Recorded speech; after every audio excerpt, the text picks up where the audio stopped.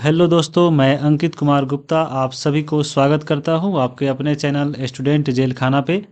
आज हम लोग इस क्लास में कवर करेंगे भारत में क्रांतिकारी आंदोलन। ये जो क्रांतिकारी आंदोलन है भारतीय राष्ट्रीय आंदोलन का ही ये एक भाग है, जिसमें आज हम लोग क्रांतिकारी आंदोलन के अंदर 25 क्रांतिकारी आंदोलनों के बारे में डिटेल से एक एक करके यहाँ पे हम लोग पढ़ने वाले हैं। तो यह वीडियो आपके सभी एग्जामों के लिए बहुत इंपॉर्टेंट साबित होने वाला है। यहाँ पे आप देख सकते हैं ये कौन कौन सा टॉपिक है। ये सभी क्रांतिकारी आंदोलनों को हम लोग पढ़ेंगे। तो अगर आप कोई भी एग्जाम दे रहे हैं, चाहे आप भले ही यूपीएससी का प्रीलिम्स दे रहे हैं, चाहे आप किसी भी स्टेट का पीसीएस दे रहे हैं, या सेंट्रल लेवल पे कोई एग्जाम जैसे एसएससी हो, रेलवे हो, बैंकिंग हो, जहाँ पे आपका जीके जीएस पूछता है, यह वीडियो वहाँ तक बहुत इंपॉर्टेंट है। चाहे बिहार में आपके बिहार एसएससी का एग्जाम होने वाला है, चाहे कोई भी दरोगा हो, पुलिस हो, यहाँ पे सब में काम आएगा।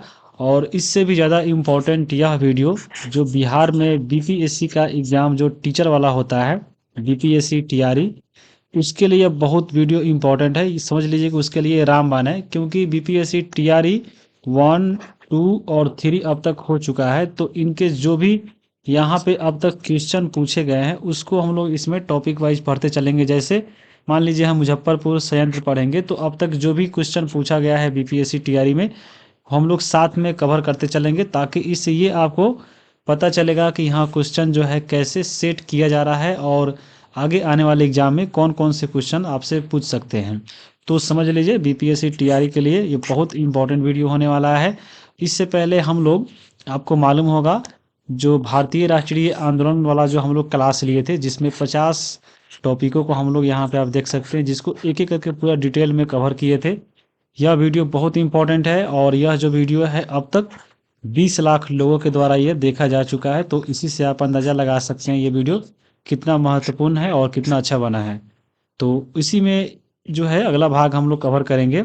इसमें जो छूट गया था आपको क्रांतिकारी आंदोलन, यानी ये समझ लीजिए कि जब हम लोग पढ़े थे भारतीय राष्ट्रीय आंदोलन, उसमें जो मारपीट वाला एक्शन वाला सीन रह गया था, आज हम लोग कवर करेंगे। तो चलिए वीडियो को शुरू करते हैं। यहाँ पे आप देख सकते हैं एक एक करके कौन कौन सा यहाँ पे आपका टॉपिक है। शुरू करेंगे हम लोग एकदम शुरू से, रामोसी आंदोलन, फिर व्यायाम मंडल, फिर उसके बाद एक एक करके पूरा रेन डेड अरेस्ट की हत्याकांड, ऐसे करते करते पूरा हम लोग यहाँ पे जो विदेश में भी आंदोलन हुए उसको भी कवर करेंगे। जैसे गदर पार्टी हो गया, मैडम भीखाजी कामागाटा मारू, जैसे अफगानिस्तान में एक अस्थायी सरकार बनी थी, यहाँ से टीआरई 3 में क्वेश्चन भी पूछा था। इन सभी को हम लोग कवर करेंगे।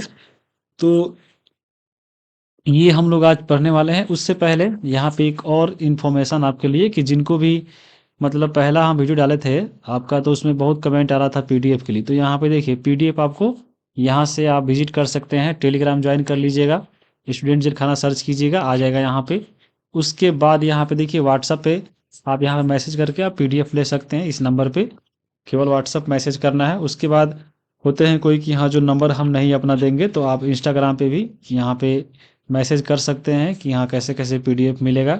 चाहे जो भी आपको क्वेश्चन भी हो, कोई डाउट कि हाँ यहाँ पे एग्जाम में कोई क्वेश्चन इधर उधर हो गया है, चाहे नोटिफिकेशन के बारे में, तो यहाँ पे आप ज़रूर मैसेज कीजिएगा। आपका आंसर जहाँ तक है कि हम पूरा कोशिश करते हैं कि जितना जल्दी मिल जाए। अब यहाँ पे देखिए क्रांतिकारी आंदोलन के बारे में, चलिए हम लोग एक एक करके ये पूरा पढ़ने वाले हैं। सबसे पहले देखिए क्रांतिकारी आंदोलन में हम लोग जो है इसको 2 चरणों में बांट के पढ़ते हैं। यहाँ पे आप देख सकते हैं ये क्रांतिकारी चरण को 2 चरण में। इसका जो प्रथम चरण है शुरू होता है 1905 से, और दूसरा होता है आपके 1915 में ये खत्म हो जाता है। फिर दूसरा शुरुआत होता है 1924 से और ख़त्म होता है 1946 में। इसके पीछे कारण है कि क्यों शुरू हो रहा है 1905 से ही और फिर 15 में क्यों ख़त्म हो जा रहा है। इसके पीछे कारण ये है कि 1905 में आपको एक घटना घटी थी, मालूम होगा, और वह था स्वदेशी आंदोलन। यह जो है बंगाल विभाजन के बाद हुआ था। तो ये स्वदेशी आंदोलन जब चल रहा था तो इसमें देसी वस्तुओं को हम लोग अपना रहे थे और जो विदेशी वस्तुओं था उसको बहिष्कार कर रहे थे। विदेशी कपड़ा को जला रहे थे, विदेशी शिक्षा को, विदेशी नौकरी को हम लोग त्याग रहे थे। तो ये जो आंदोलन शुरू हुआ, तो ये आंदोलन जो है बहुत बड़े लेवल पे चला गया। इसमें जो भी बड़े बड़े नेता थे उनको जेल में डाल दिया गया। उस समय जो भी यहाँ पे युवा वर्ग थे, ये युवा वर्ग जो बच गए, ये जो है सीधा क्रांतिकारी का मार्ग अपना लिए। ये लोग सीधा अपना सोच लिए कि हाँ भाई अंग्रेज लोग हमको मार कर जब हमारा ही ज़मीन पे कब्जा कर लिया है मार पीट के, तो हम भी मार पीट के ही भगाएंगे, भले उसके लिए मर्डर करना पड़े, लूटपाट करना पड़े, आग लगाना पड़े, लेकिन हम लोग लगाएंगे। तो यही क्रांतिकारी लोग हुए जो यहाँ पे आंदोलन करने लगे। तो यहाँ पे 1905 से लेकर 1915 के बीच में बहुत सारा घटना घटता है जिसको हम कवर करेंगे। फिर 1915 में देखिए ऐसा क्या होता है कि यह रुक जाता है। तो आपको इम्पोर्टेंट घटना मन में सोचिए 1915 में क्या हुआ था। तो 1915 में जो है गांधी जी दक्षिण अफ्रीका से ये भारत आए थे। तो जब ये गांधी जी दक्षिण अफ्रीका से भारत आए तो फिर ये आंदोलन का नेतृत्व इनके हाथों में चला गया। तो आपको मालूम ही हुआ गांधी जी थे ये आपको अहिंसावादी थे, अहिंसा के पुजारी, यानी भाई हिंसा नहीं करना है, कुछ भी हो जाए हिंसा नहीं करना है, ये अहिंसावादी थे। तो इनके अनुसार जो है आपको आंदोलन चलने लगा। 1915 से इनका यहाँ पे दबदबा रहा भारत में, भारतीय राष्ट्रीय कांग्रेस पे भी रहा है, आंदोलन इन्हीं के नेतृत्व में सारा यहाँ पे चलता रहा। फिर आपको एक घटना घटता है 1922 में, और वह जो है असहयोग आंदोलन गांधी जी के द्वारा ये जारी किया जाता है। असहयोग आंदोलन जब होता है तो गांधी के द्वारा कहा जाता है कि हम आपको 1 वर्ष के अंदर जो है स्वाधीनता यहाँ पे आपको दिला देंगे। और लेकिन आपको एक जो है यहाँ पे बस समझ लीजिए कि आपको विनती समझ लीजिए कि आपको जो है सीधा अहिंसा का पालन करना है, यानी कुछ भी हो जाए यहाँ पे आपको हिंसा नहीं करना है। लेकिन यहाँ पे 5 फरवरी को याद होगा, 5 फरवरी 1922 के दिन एक घटना घटती है जिसको बोलते हैं चौरी चौरा। चौरी चौरा कांड जो होता है इसमें हिंसा हो जाता है, पुलिस मारे जाते हैं, यहाँ पे थाना को जलाया जाता है। जब ये बात गांधी जी को पता चलता है तो सीधे इन्होंने जो है असहयोग आंदोलन को स्थगित कर देते हैं। स्थगित करने से अब क्या हुआ, क्योंकि असहयोग आंदोलन बहुत बड़े लेवल पे हुआ था, इसमें छोटे छोटे किसान जो भी स्टूडेंट स्कूल पढ़ रहे थे, चाहे जो भी वकालत कर रहे थे, सरकारी नौकरी जो भी कर रहे थे, वो सब अपना छोड़कर यहाँ पे गांधी जी के साथ खड़े थे कि चलिए भाई 1 साल में स्वाधीनता दिला देंगे, तो हम लोग अपना 1 साल तक जॉब छोड़ देते हैं, चाहे जो भी काम है छोड़ देते हैं, गांधी जी का सहयोग करते हैं। लेकिन जब ये गांधी जी जब देखे कि हाँ भाई यहाँ पे असहयोग आंदोलन ही स्थगित कर दिए, जब बंद ही कर दिए, तो फिर हम लोग किस काम का रहे, यहाँ पे नौकरी छोड़ दिए वो भी गया, यहाँ पे हम लोग इस इधर से भी गए और उधर से भी गए। तब यहाँ पे फिर क्योंकि इसमें बहुत बड़े लेवल पर हुआ था तो फिर इसमें भी बड़े बड़े नेताओं को जेल में डाल दिया गया। और उसमें जो भी फिर आपको जो युवा वर्ग के लोग थे वह सीधा आपको क्रांतिकारी मार्ग अपना लिए, और फिर 1924 से जो है फिर यहाँ पे क्रांतिकारियों का दबदबा हो जाता है, और ये चलता है धीरे धीरे 1946 तक।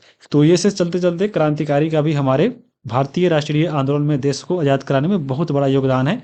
तो ये सब आपको घटना एक एक करके हम लोग पूरा पढ़ेंगे, लेकिन क्रांतिकारी के बारे में आप थोड़ा सा जान लीजिए कि ये क्रांतिकारी कौन थे और ये क्या चाहते थे, इनका आंदोलन करने का तरीका क्या था। तो सबसे पहले जो हम लोग भारतीय राष्ट्रीय आंदोलन वाला जो वीडियो देख रहे थे तो आपको वहाँ पे हम बताए थे कि भारतीय राष्ट्रीय आंदोलन को जो है 3 चरणों में पढ़ते हैं। एक उदारवादी चरण, उदार मतलब नरमपंथी लोग, यानी इसको नरमपंथी बोलते हैं। उग्रवादी यानी उग्र प्रवृत्ति के, यानी गर्मपंथी।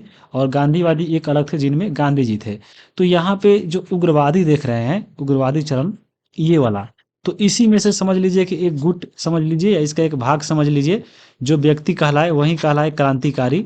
यानी यहाँ पे इसका अर्थ समझ लीजिए थोड़ा सा कि ये लोग कैसे अपनी मांगों को पूरा करते थे। सबसे पहले देखिए जो इसमें नरमपंथी थे यानी उदारवादी लोग थे, इनका मानना था कि हम अपनी सरकार से यानी अंग्रेजों से जो भी अपना ये मांग है कि हाँ अपनी मांग को जो है हम अंग्रेजों के पास पत्र भेजेंगे, पत्र पत्रिकाओं के द्वारा यहाँ पे निवेदन करेंगे कि हाँ हमारे यहाँ ये प्रॉब्लम है, आकर यहाँ पे सोल्व कर दीजिए। सरकार मानती है तो ठीक है, नहीं तो चुपचाप अपना बैठे रहिए। तो ये हो गए आपके नरमपंथी। उसके बाद आए गर्मपंथी। गर्मपंथी में क्या था कि ये अपनी मांगों को पूरा करने के लिए यहाँ पे क्या करते थे, बहिष्कार करते थे अंग्रेज सरकार का, जुलूस निकालते थे, रैली निकालते थे। यहाँ पे बस इतना ही इनका काम था। मान लीजिए अगर जुलूस किए, रैली किए, अगर हमारी मांग पूरा हो गया तो ठीक है, नहीं हो गया तो आप अपना घर है हम अपना घर है। ये गर्मपंथी का था। लेकिन इसी गर्मपंथी में से वैसे लोग आए जो यहाँ पे बहिष्कार तो जुलूस किए, अगर यहाँ पे आप नहीं मांग को पूरा कीजिएगा तो उसके लिए हम यहाँ पे आपका हत्या भी कर सकते हैं, यहाँ पे आपको हम बमबारी भी कर सकते हैं, या आपको सरकारी खजाना लूट भी सकते हैं, और चाहे हमारी जान ही क्यों ना जाए। तो ये आपको कहलाए क्रांतिकारी लोग। बाकी आपके जो क्रांतिकारी लोग देख सकते हैं कि हिंसात्मक आंदोलन के द्वारा देश को आज़ाद कराना ये चाहते थे। तो यही आपके क्रांतिकारी थे, यानी इनको कोई भी अपना प्राण का चिंता नहीं था। यानी ये अपनी मांग को जो है लड़कर पूरा करना चाहते थे कि हाँ भाई हम लड़कर अपना अपना अधिकार है, हमारा जमीन है, हम लेकर रहेंगे। यह अपना हिंसात्मक आंदोलन करते, जैसे इसमें भले लूट हो, हत्या हो, बमबारी, ये लोग जो है गुप्त संस्था बनाकर आपको ये आंदोलन करते थे। उसके बाद ये खजाना भी लूटना इनका काम था। ये लोग अपने जान पे खेलकर देश को आज़ाद कराना चाहते थे। ये जो है परिणाम शीघ्र चाहते थे अपना, कि हम अपना मांग को पूरा जब करें आपको हो जाना चाहिए। मातृभूमि को जो है विदेशी शक्ति से मुक्त करना चाहते थे, यानी अंग्रेजों से ये लोग मुक्त करना चाहते थे, और यही जो लोग कहलाए क्रांतिकारी। अब हम देखिए क्रांतिकारी एक ही करके संगठन के बारे में पढ़ेंगे, और कैसे कैसे ये लोग जो है अपनी मांगों को पूरा करते हैं, अंग्रेजों से ये लड़ाई करते हैं। तो ये सब पढ़ेंगे। बाकी ये सब आप घटना देख रहे हैं 1885 से, पूरा एक एक करके डिटेल में हम लोग ये कवर कर चुके हैं पूरा। अब बाकी इसमें जो मारधान एक्शन वाला सीन है, चलिए उसको कवर करते हैं। आपको बताए थे कि ये जो 3 चरणों में हम लोग पढ़ते हैं, एक उदारवादी, दूसरा उग्रवादी, तीसरा गांधीवादी। तो उदारवादी बताया है कि अपनी मांग और पत्र के द्वारा ये अपनी मांगों को पूरा करते थे, और इसमें कौन कौन नेता थे, यानी उदारवादी नेता है और ये आपके उग्रवादी नेता है। आपको पूछ लेता है एग्जाम में कि कौन इसमें उग्रवादी है और कौन आपको उदारवादी है, तो ये आपको ऑप्शन में अगर हो तो यहाँ पे आप देख लीजिएगा। और इसी उदारवाद जो उग्रवादी थे, यानी गर्मपंथी में से छिट के क्रांतिकारी। तो चलिए क्रांतिकारी आंदोलन की हम लोग शुरुआत करते हैं। सबसे पहले हम लोग क्रांतिकारी आंदोलन का थोड़ा बारे में जानते हैं। देखिए क्रांतिकारी आंदोलन की शुरुआत माना जाता है कोई जगह, तो वह जो है महाराष्ट्र माना जाता है, क्योंकि महाराष्ट्र से ही शुरू हुआ था। महाराष्ट्र में खास करके बाल गंगाधर तिलक आपको मालूम होगा वहीं के थे, तो शुरू से यहीं किए थे। और वो भी आपको महाराष्ट्र में अगर देखा जाए तो महाराष्ट्र में जो है चित्पावन ब्राह्मण जो थे, ये लोग के द्वारा जो है क्रांतिकारी सबसे पहले शुरू किया गया था। और ये चित्पावन ब्राह्मण जो थे वो आपको शिवाजी और पेशवा के ये लोग वंशज थे। और इन्हीं के आपको जो दिख रहा है चित्पावन ब्राह्मण, उसी में से एक थे बाल गंगाधर तिलक, ये भी आपको चित्पावन ब्राह्मण ही थे। तो इन्हीं के द्वारा कहा जाता है कि शुरुआत किया गया था। तो एक ऐसा माना जाता है कि क्रांतिकारी आंदोलन के जो पिता कहलाते हैं वह कहलाते हैं बाल गंगाधर तिलक। याद रखिएगा, ये भी आपको चित्पावन ब्राह्मण थे, और चित्पावन ब्राह्मण जो थे शिवाजी और साहू के ये आपको पेशवा जो थे उनके वंशज माने जाते हैं। यहाँ पे सबसे ज़्यादा, यानी ये तो हो गया सबसे शुरुआत की, हाँ शुरू हुआ था आपको महाराष्ट्र में, लेकिन सबसे ज़्यादा अगर क्रांतिकारी आंदोलन हुआ है तो वह आपको बंगाल में हुआ है, क्योंकि अंग्रेजों का गढ़ वहाँ पे बंगाल में ही था। आपको वहीं पे कंपनी था, वहीं पे बहुत कुछ था, तो यहाँ पे क्रांतिकारी आंदोलन ज़्यादा देखने को मिलता है। और विस्तार की बात करें तो बंगाल में भी हुआ, महाराष्ट्र में भी हुआ, और पंजाब में भी हुआ। बाकी अन्य जगह छोटा मोटा हुआ है, लेकिन इन जगहों पे ये आपको ज़्यादा हुआ। तो क्रांतिकारी आंदोलन देख लिए, इसकी शुरुआत हो रहा है महाराष्ट्र से। तो चलिए हम महाराष्ट्र से शुरू करते हैं कि कौन कौन सा वहाँ पे क्रांतिकारी संगठन हुआ, और ये कैसे कैसे जो है क्रांतिकारी आंदोलन का नेतृत्व किए। तो इसमें सबसे पहले हम लोग पढ़ेंगे रामोसी आंदोलन। रामोसी आंदोलन को जो है फड़के आंदोलन भी बोला जाता है, क्योंकि इसके जो नेतृत्वकर्ता थे वह आपके थे वासुदेव बलवंत फड़के। तो यहाँ पे इन फड़के के नाम पे भी इसको फड़के आंदोलन कहते हैं। इसको 1879 में ये शुरू किया गया था। ये जो आप देख रहे हैं रामोसी, रामोसी का अर्थ होता है किसान, यानी किसानों का समूह। इसी के द्वारा जो है आंदोलन किया गया था, क्योंकि किसानों का जो है अंग्रेजों के द्वारा शोषण हो रहा था। तो यहाँ पे किसानों ने अपने नेता वासुदेव बलवंत फड़के के साथ यहाँ पे आंदोलन किए, और इसमें जो है आपको अस्त्र शस्त्र का प्रयोग किया गया था। तो यह प्रथम सशस्त्र आंदोलन था जिसमें हथियार का भी प्रयोग हुआ था, और यहाँ पे आपको अंग्रेजों से लड़ाई हुआ था। इस आंदोलन में है जो है आपको जो इसके नेतृत्व करता थे बलवंत वासुदेव फड़के, इनको जो है यहाँ पे गिरफ्तार कर लिया जाता है, और इन पे जो है मुकदमा चलाया जाता है, और मुकदमा चलाकर जो है इनको जेल की सज़ा होती है। तो जब ये मुकदमा लड़ रहे होते हैं अंग्रेजों से, तो इनका जो केस लड़ा था, यानी या जो वासुदेव बलवंत फड़के थे, इनके जो केस लड़े थे वह थे गणेश शंकर वासुदेव। तो यहाँ पे याद रखिए गणेश वासुदेव जो है इनका जो है केस लड़े थे। तो ये तो हो गया रामोसी, ये सबसे पहले शुरू था, ये आपका प्रथम सशस्त्र आंदोलन था। बस इतना याद रखिएगा।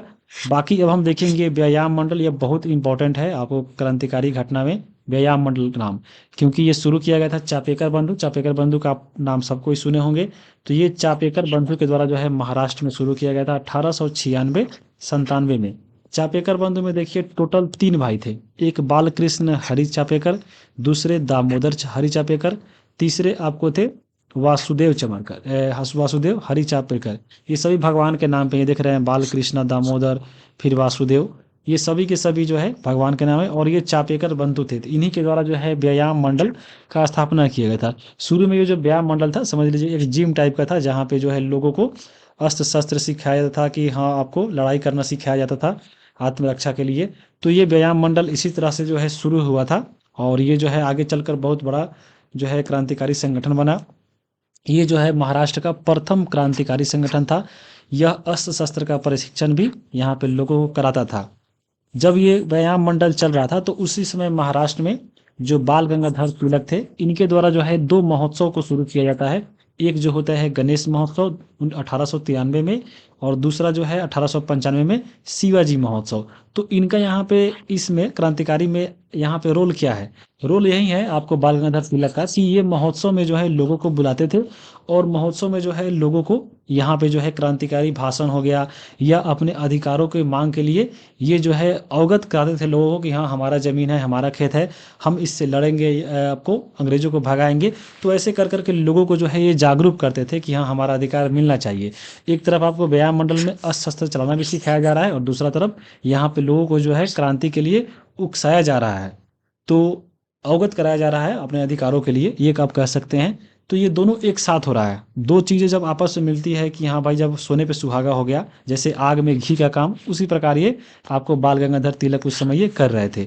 तो ये भी चल रहा था, और बाद में जब ये आपको व्यायाम मंडल के सदस्य जब ये चीज़ यहाँ पे प्रेरित हो गए कि हाँ भाई अब हमको अपने अधिकारों की मांग करेंगे, तो यहाँ पे व्यायाम मंडल सदस्यों के द्वारा जो है दो घटना घटती है। पहला घटना यह घटता है कि व्यायाम मंडल के जो सदस्य होते हैं, उस समय मुंबई में जो है रानी विक्टोरिया, सॉरी हाँ महारानी विक्टोरिया जो थी, आपको साम्राज्यवाद का ये प्रतीक होता है महारानी विक्टोरिया का मूर्ति, यानी मुंबई में जो है महारानी विक्टोरिया का मूर्ति लगाया जाता है, लगा होता है, जो साम्राज्यवाद का प्रतीक होता है। तो ये व्यायाम मंडल के सदस्यों के द्वारा जाकर इस मूर्ति पे जो है अलकतरा को पोत दिया जाता है। ये आपको व्यायाम मंडल का ये पहला यहाँ पे ये कार्य होता है अंग्रेजों को विरोध करने का। तो ये तो पहला था। उसके बाद दूसरा जो है बहुत बड़ा कदम उठाया व्यायाम मंडल के सदस्यों के द्वारा, और यह घटा कि एक दो अंग्रेज अधिकारी, एक रेंड और आयस्ट की, यहाँ पे इन्होंने जो है व्यायाम मंडल के द्वारा यहाँ पे हत्या कर दी जाती है। उसके बाद पूरे भारत में लोग जान जाते हैं कि यहाँ पे कौन सी संस्था आया है, क्रांतिकारियों ने जो है अंग्रेजों को मार दिया है। ऐसा ऐसा पूरा अफवाह फैल जाता, पूरा अफवाह का ये सच्चाई था, तो ये फैल जाता है, और ये बहुत फेमस रहता है व्यायाम मंडल। तो यहाँ पे व्यायाम मंडल के ये कैसे इन लोगों को जो अधिकारियों को मारते हैं, चलिए इसको देखते हैं ये घटना क्या था। तो ये जो है 1897 में यहाँ पे उस समय पुणे में, जो महाराष्ट्र में पड़ता है, तो पुणे में जो है एक बीमारी फैली थी जिसका नाम था प्लेग। प्लेग जो है चूहा के से फैलता है, तो चूहा काटने से यहाँ पे प्लेग फैल रहा था। तो यहाँ पे अंग्रेजों के द्वारा जो है इसकी जांच के लिए एक समिति बनाई, प्लेग जांच समिति, और इस जांच समिति के जो है अध्यक्ष किया गया नियुक्त।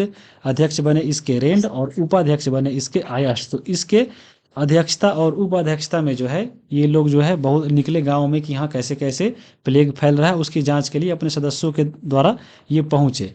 तो जब ये पहुंचे, तो लोगों के घर घर में घुसकर ये जांच कर रहे थे कि हाँ प्लेग कैसे फैल रहा है, कहाँ पे फैल रहा है, कि ये क्या बात सच है। तो यहाँ पे इसी समय एक जो है अभद्रता व्यवहार किया जाता है अंग्रेजों के द्वारा, और ये किया जाता है कि जांच के दौरान ये महिलाओं के साथ जो है अभद्र व्यवहार करने लगे, उनको छेड़छाड़ करने लगे। जब ये खबर यहाँ पे बाल गंगाधर तिलक को मिलता है, चाकि आपको ताकि और साथ में व्यायाम मंडल के सदस्यों को मिलता है, तो ये लोग जो है पूरा आग बबूला हो जाते हैं कि हाँ अंग्रेजों के द्वारा ऐसा किया जाना बहुत ही यहाँ पे निंदनीय है, या हमसे उनसे बदला जरूर लेकर रहेंगे। तो उसी प्रकार ये लोग जो है बाल गंगाधर तिलक ने क्या किया कि जो इनका पत्रिका आता था, उस समय दो पत्रिका इनका आता था, एक आता था मराठा और एक आता था केसरी। दोनों भाषा भी याद रखना, जो मराठा था वो अंग्रेजी में आता था, जो केसरी था वो मराठी में आता था, याद रखिएगा। ये केसरी है, केसरी मराठी में और मराठा जो है अंग्रेजी में, यानी याद रखिएगा जो मराठा है खुद मराठी में नहीं था, ये भी आपको ध्यान रखिएगा। तो ये जब बाल गंगाधर तिलक थे, तो इन अपने दो पत्रिकाओं के द्वारा जो है लोगों को अवगत करा देते कि हाँ हमारे साथ ये अन्याय हुआ, इसका हम बदला लेके रहेंगे।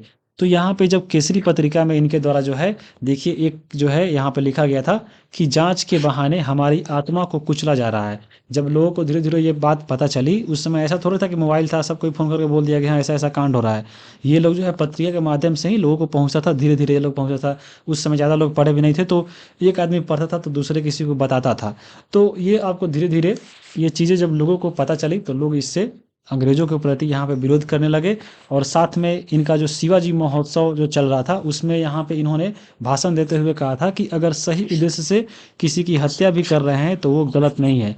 इस बात को लेकर यहाँ पे जो आपके पेयाम मंडल के सदस्य थे यानी जो चापेकर बंधु थे, इन्होंने जो है प्रेरित होकर यहाँ पे जो रिंड और आयस जो है अध्यक्ष और उपाध्यक्ष, इसकी जो है हत्या कर देते हैं ये प्रेरित होकर। अब ये हत्या जब हो जाती है तो अंग्रेजों के द्वारा कार्रवाई शुरू होता है। चापेकर बंधुओं को यहाँ पे पकड़ा जाता है। उसमें जो है 2 भाई को फांसी भी दे दिया जाता है। एक आपके दामोदर हरि, दूसरे जो है बालकृष्ण हरि को यहाँ पे फांसी दे दी जाती है। बाकी आपको बच जाते हैं वासुदेव हरि, आपको वासुदेव हरि ये बच जाते हैं। बाकी ये 2 भाइयों को जो है यहाँ पे फांसी दे दी जाती है। लेकिन यहाँ पे ये पकड़ाए कैसे चापेकर बंधु, तो इनको पकड़वाया एक यहाँ पे भारतीय नहीं, भारतीय में 2 थे, एक आपके गणेश शंकर और दूसरे थे रामचंद्र। ये जाके जो है अंग्रेजों को बोल दिया कि यहाँ पे चापेकर बंधु मारा है और यहाँ पे जाकर छिपा है। और ये जो गणेश शंकर थे, रामचंद्र थे, ये जो है 2 द्रविड़ बंधु थे। तो द्रविड़ बंधु के द्वारा चापेकर बंधुओं की मुखभरी की गई थी अंग्रेजों से कि हाँ यही आपको मारा है और यहाँ पे छिपा हुआ है। बाद में जब पता चला व्यायाम मंडल के सदस्यों के द्वारा कि हाँ ये दोनों गोरा जाके जो है आपको अंग्रेजों को बताया है, तब यहाँ पे व्यायाम मंडल के सदस्यों के द्वारा इन दोनों भाइयों को भी जो है यहाँ पे हत्या कर दिया, मतलब इसको हत्या कर दिया जाता है। उसके बाद यहाँ पे क्योंकि यहाँ पे आपको दोषी ठहराया जाता है बाल गंगाधर तिलक भी, क्योंकि उन्होंने जो है उकसाया था इन लोगों को। तो बाल गंगाधर तिलक को वो जो है क्रांतिकारी भाषण और केसरी में लेख लिखने के लिए यहाँ पे जो है इनको 18 महीना का जेल का सजा दिया जाता है। और ये घटना जो है पूरे भारत में एकदम आग की तरफ फैल जाती है कि हाँ आपको 2 भाई को फांसी दे दिया गया अंग्रेजों ने, ये जो है 2 अंग्रेज अधिकारियों को मार डाले हैं, ऐसा ऐसे ये पूरे मतलब भारत में फैल जाता है। उसके बाद यहाँ पे ये लोग जो है पूरे भारत में फेमस हो जाते हैं। जैसे बाल गंगाधर तिलक का जो है ख्याति यहाँ पे बहुत बढ़ जाता है कि हाँ ये सब जो है इन्हीं के बदौलत, इनके सहयोग से किया गया है। तो इस घटना के बाद ये बहुत लोकप्रिय हो जाते हैं। और इन्हीं के बाद जो है बाल गंगाधर तिलक को लोकमान्य की उपाधि इसी समय जो है, इसी घटना के उपरांत जो है इनको मिलता है। बाल गंगाधर तिलक को जो लोकमान्य तिलक आप बोलते हैं, तो ये उपाधि इसी समय इनको ही मिला था। अब हम देखेंगे आगे अगला घटना है, वह है मित्र मेला। मित्र मेला की बात करें तो देखिए इसका जो है स्थापना हुआ था 1899 में नासिक में। तो ये शुरू में जब स्थापना हुआ था तो ये एक स्टूडेंट थे जिनका नाम था सावरकर बंधु, इन्हीं के द्वारा किया गया था। तो ये शुरू में जो था एक आपका क्रांतिकारी संगठन था जिसमें युवाओं को भर्ती करते थे ये लोग, और उनको जो है यहाँ पे राष्ट्रवाद फैलाने और लोगों को जागरूक करने का काम करते थे। तो इनको जो है बनाया था वह था सावरकर बंधु। सावरकर बंधु भी जो है 3 भाई थे, एक थे गणेश दामोदर सावरकर, दूसरे थे विनायक दामोदर सावरकर, तीसरे थे आपके नारायण दामोदर सावरकर। ये तीनों भाई के द्वारा जो है शुरू किया गया था मित्र मेला। और ये जो है इसको जो है अभिनव भारत का पूर्ववर्ती संस्था भी बोला जाता है, क्योंकि जो अभिनव भारत संस्था बना ये आपको पहले मित्र मेला ही था। मित्र मेला का नाम बदलकर ये जो है अभिनव भारत रखा गया था। तो ये जो 1899 में बना था मित्र मेला, इसको जो है 1904 में नाम बदला गया और वह बीडी सावरकर के द्वारा बदला गया था, और इसको बदलकर मित्र मेला का नाम अभिनव भारत रख दिया गया था। तो इसलिए अभिनव भारत का पूर्ववर्ती संस्था अगर पूछे तो वह मित्र मेला कहा जाता है। नाम जो है बदला गया था बीडी सावरकर के द्वारा। तो चलिए यहाँ पे हम देख लेते हैं इसको, अभिनव भारत समिति को। अभिनव भारत समिति जो है अब 1904 में इसका नाम पर स्थापना तो हुआ था। 1899 में आप ऊपर देख लिए हैं कि ये मित्र मेला के नाम से हुआ था। तो बीडी सावरकर जो थे इनका नाम बदलकर रख दिया गया अभिनव भारत। तो ये जो बीडी सावरकर के बारे में थोड़ा जान लीजिए। ये जो बीडी सावरकर थे उस समय आपको ये एक छात्र थे। छात्र जो है ये कॉलेज में पढ़ते थे, और वो कॉलेज था फर्ग्यूसन कॉलेज, ये पुणे में था। तो इसी में ये पढ़ाई करते थे और उसी के दौरान ये अपना एक संगठन चलाते थे। तो ये अभिनव भारत जो संगठन था वह एक गुप्त क्रांतिकारी संस्था था, यानी ये लोग छुप छिपा कर एक संस्था चलाते थे। और यह जो है संस्था बीडी सावरकर जो थे वह इटली के एक मेजनी थे क्रांतिकारी, आप 9th में पढ़े होंगे मेजनी के बारे में, इटली की क्रांति में।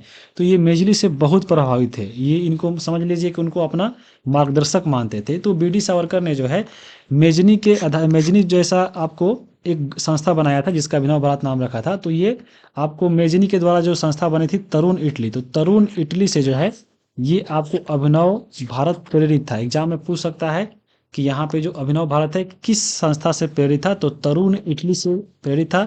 और ये तरुण इटली किसका था, तो मेजनी का था। और यहाँ पे मेजनी का जीवनी भी जो है बीडी सावरकर के द्वारा यह लिखा गया था। तो याद रखिएगा और उसी दौरान ये जो है फर्ग्यूसन कॉलेज में पढ़ रहे थे। 1905 तक जो है ये यहाँ पे पढ़े।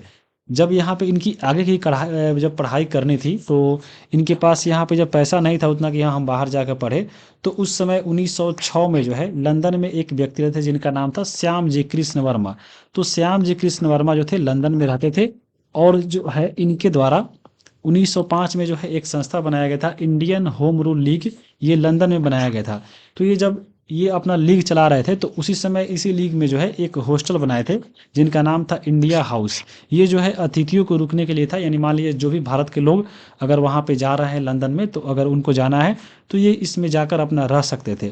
और साथ में जो है श्याम जी कृष्ण वर्मा ने जो है एक स्कॉलरशिप भी खोला था कि यहाँ पे जो भी भारत के व्यक्ति अगर मान लीजिए आकर यहाँ पे ये लंदन में पढ़ते हैं तो उनको 1000 रुपया का हम लोग यहाँ पे स्कॉलरशिप देंगे। तो यही स्कॉलरशिप जो है यहाँ पे बी डी सावरकर को मिला था, किनके द्वारा, तो श्याम जी कृष्ण वर्मा के द्वारा। और इसी का लाभ लेकर ये जो बी डी सावरकर है 1906 में पहुंच गए लंदन। जब ये लंदन पहुंचे तो ये इंडिया हाउस में ये लोग रहने लगे। साथ में अन्य भी क्रांतिकारी यहाँ पे धीरे धीरे आए और यहाँ भी एक संगठन बन गया, इन लोगों का एक ग्रुप बन गया। तो जब ये पहुंचे, क्योंकि यहाँ पे बी डी सावरकर जो थे, यहाँ पे आप देख रहे हैं कि ये आपको अभिनव भारत भी चला रहे हैं, लेकिन ये बीच में चले जाते हैं यहाँ पे लंदन। तो लंदन जाने के बाद यहाँ पे जो है इसमें रहकर आपको अन्य सारा, मान लीजिए कोई अस्त्र शस्त्र चलाना सीख गए या इनको कोई शस्त्र मिल गया, तो ये जो है आपको अभिनव भारत को सहयोग वहीं से ये करते थे। तो ये आपको अब बी डी सावरकर के बारे में एक और चीज़ यहाँ पे ध्यान रखिएगा। तो बी डी सावरकर यहाँ पे जो रह रहे थे इंडिया हाउस में, तो इसी के दौरान यहाँ पे आपको 1857 की क्रांति पे इन्होंने जो है एक जो है अपना रचना लिखा था जिसका नाम था भारत का स्वतंत्रता समर, यानी भारत का स्वतंत्रता संग्राम 1857।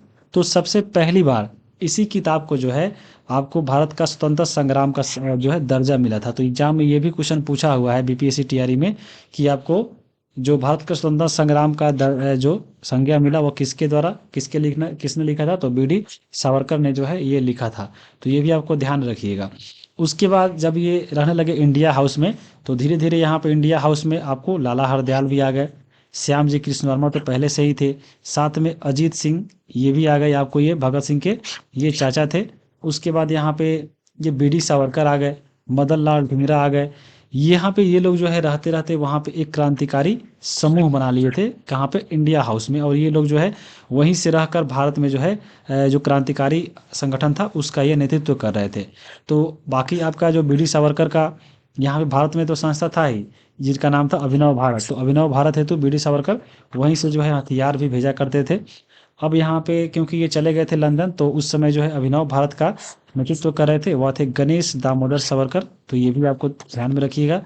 उसके अलावा जब यहाँ पे ये संस्था चल रहा था तो 1909 में जो है बी डी सावरकर के नेतृत्व में 1909 में करजन वायली, ये जो है भारत सचिव का बॉडीगार्ड होता है, करजन वायली जो है इंडिया हाउस का जासूसी कर लेता है कि हाँ यहाँ पे क्रांतिकारी समूह बन गया है, ये लोग ऐसे ऐसे रह रहे हैं, हथियार बना रहे हैं, सीख रहे हैं और इंडिया में अपने संस्था को चला रहे हैं। तो करजन वायली ने जो है यहाँ पे जासूसी कर दिया अंग्रेजों को कि हाँ ऐसा ऐसा जो है इंडिया हाउस में बी डी सावरकर के नेतृत्व में ऐसा ऐसा ये चल रहा है।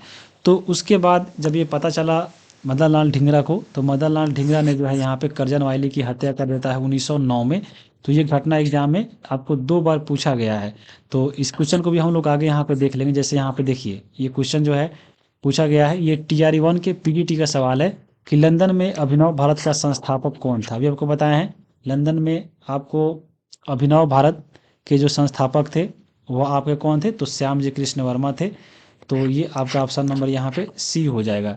उसके बाद आप देखिए जो 63 नंबर यहाँ पे सवाल पूछा था कि लंदन में सर करजन वायली की हत्या किसने की थी, तो ये बताया है 1909 में जो है मदन लाल ढींगरा के द्वारा ये जो है इसका हत्या कर दिया गया था। तो ये क्वेश्चन आपको 2 बार पूछा हुआ है, TRE 3 के PRT में पूछा है और TRE 1 के जो है PGT में भी ये पूछा हुआ है। तो यहाँ पे याद रखिएगा।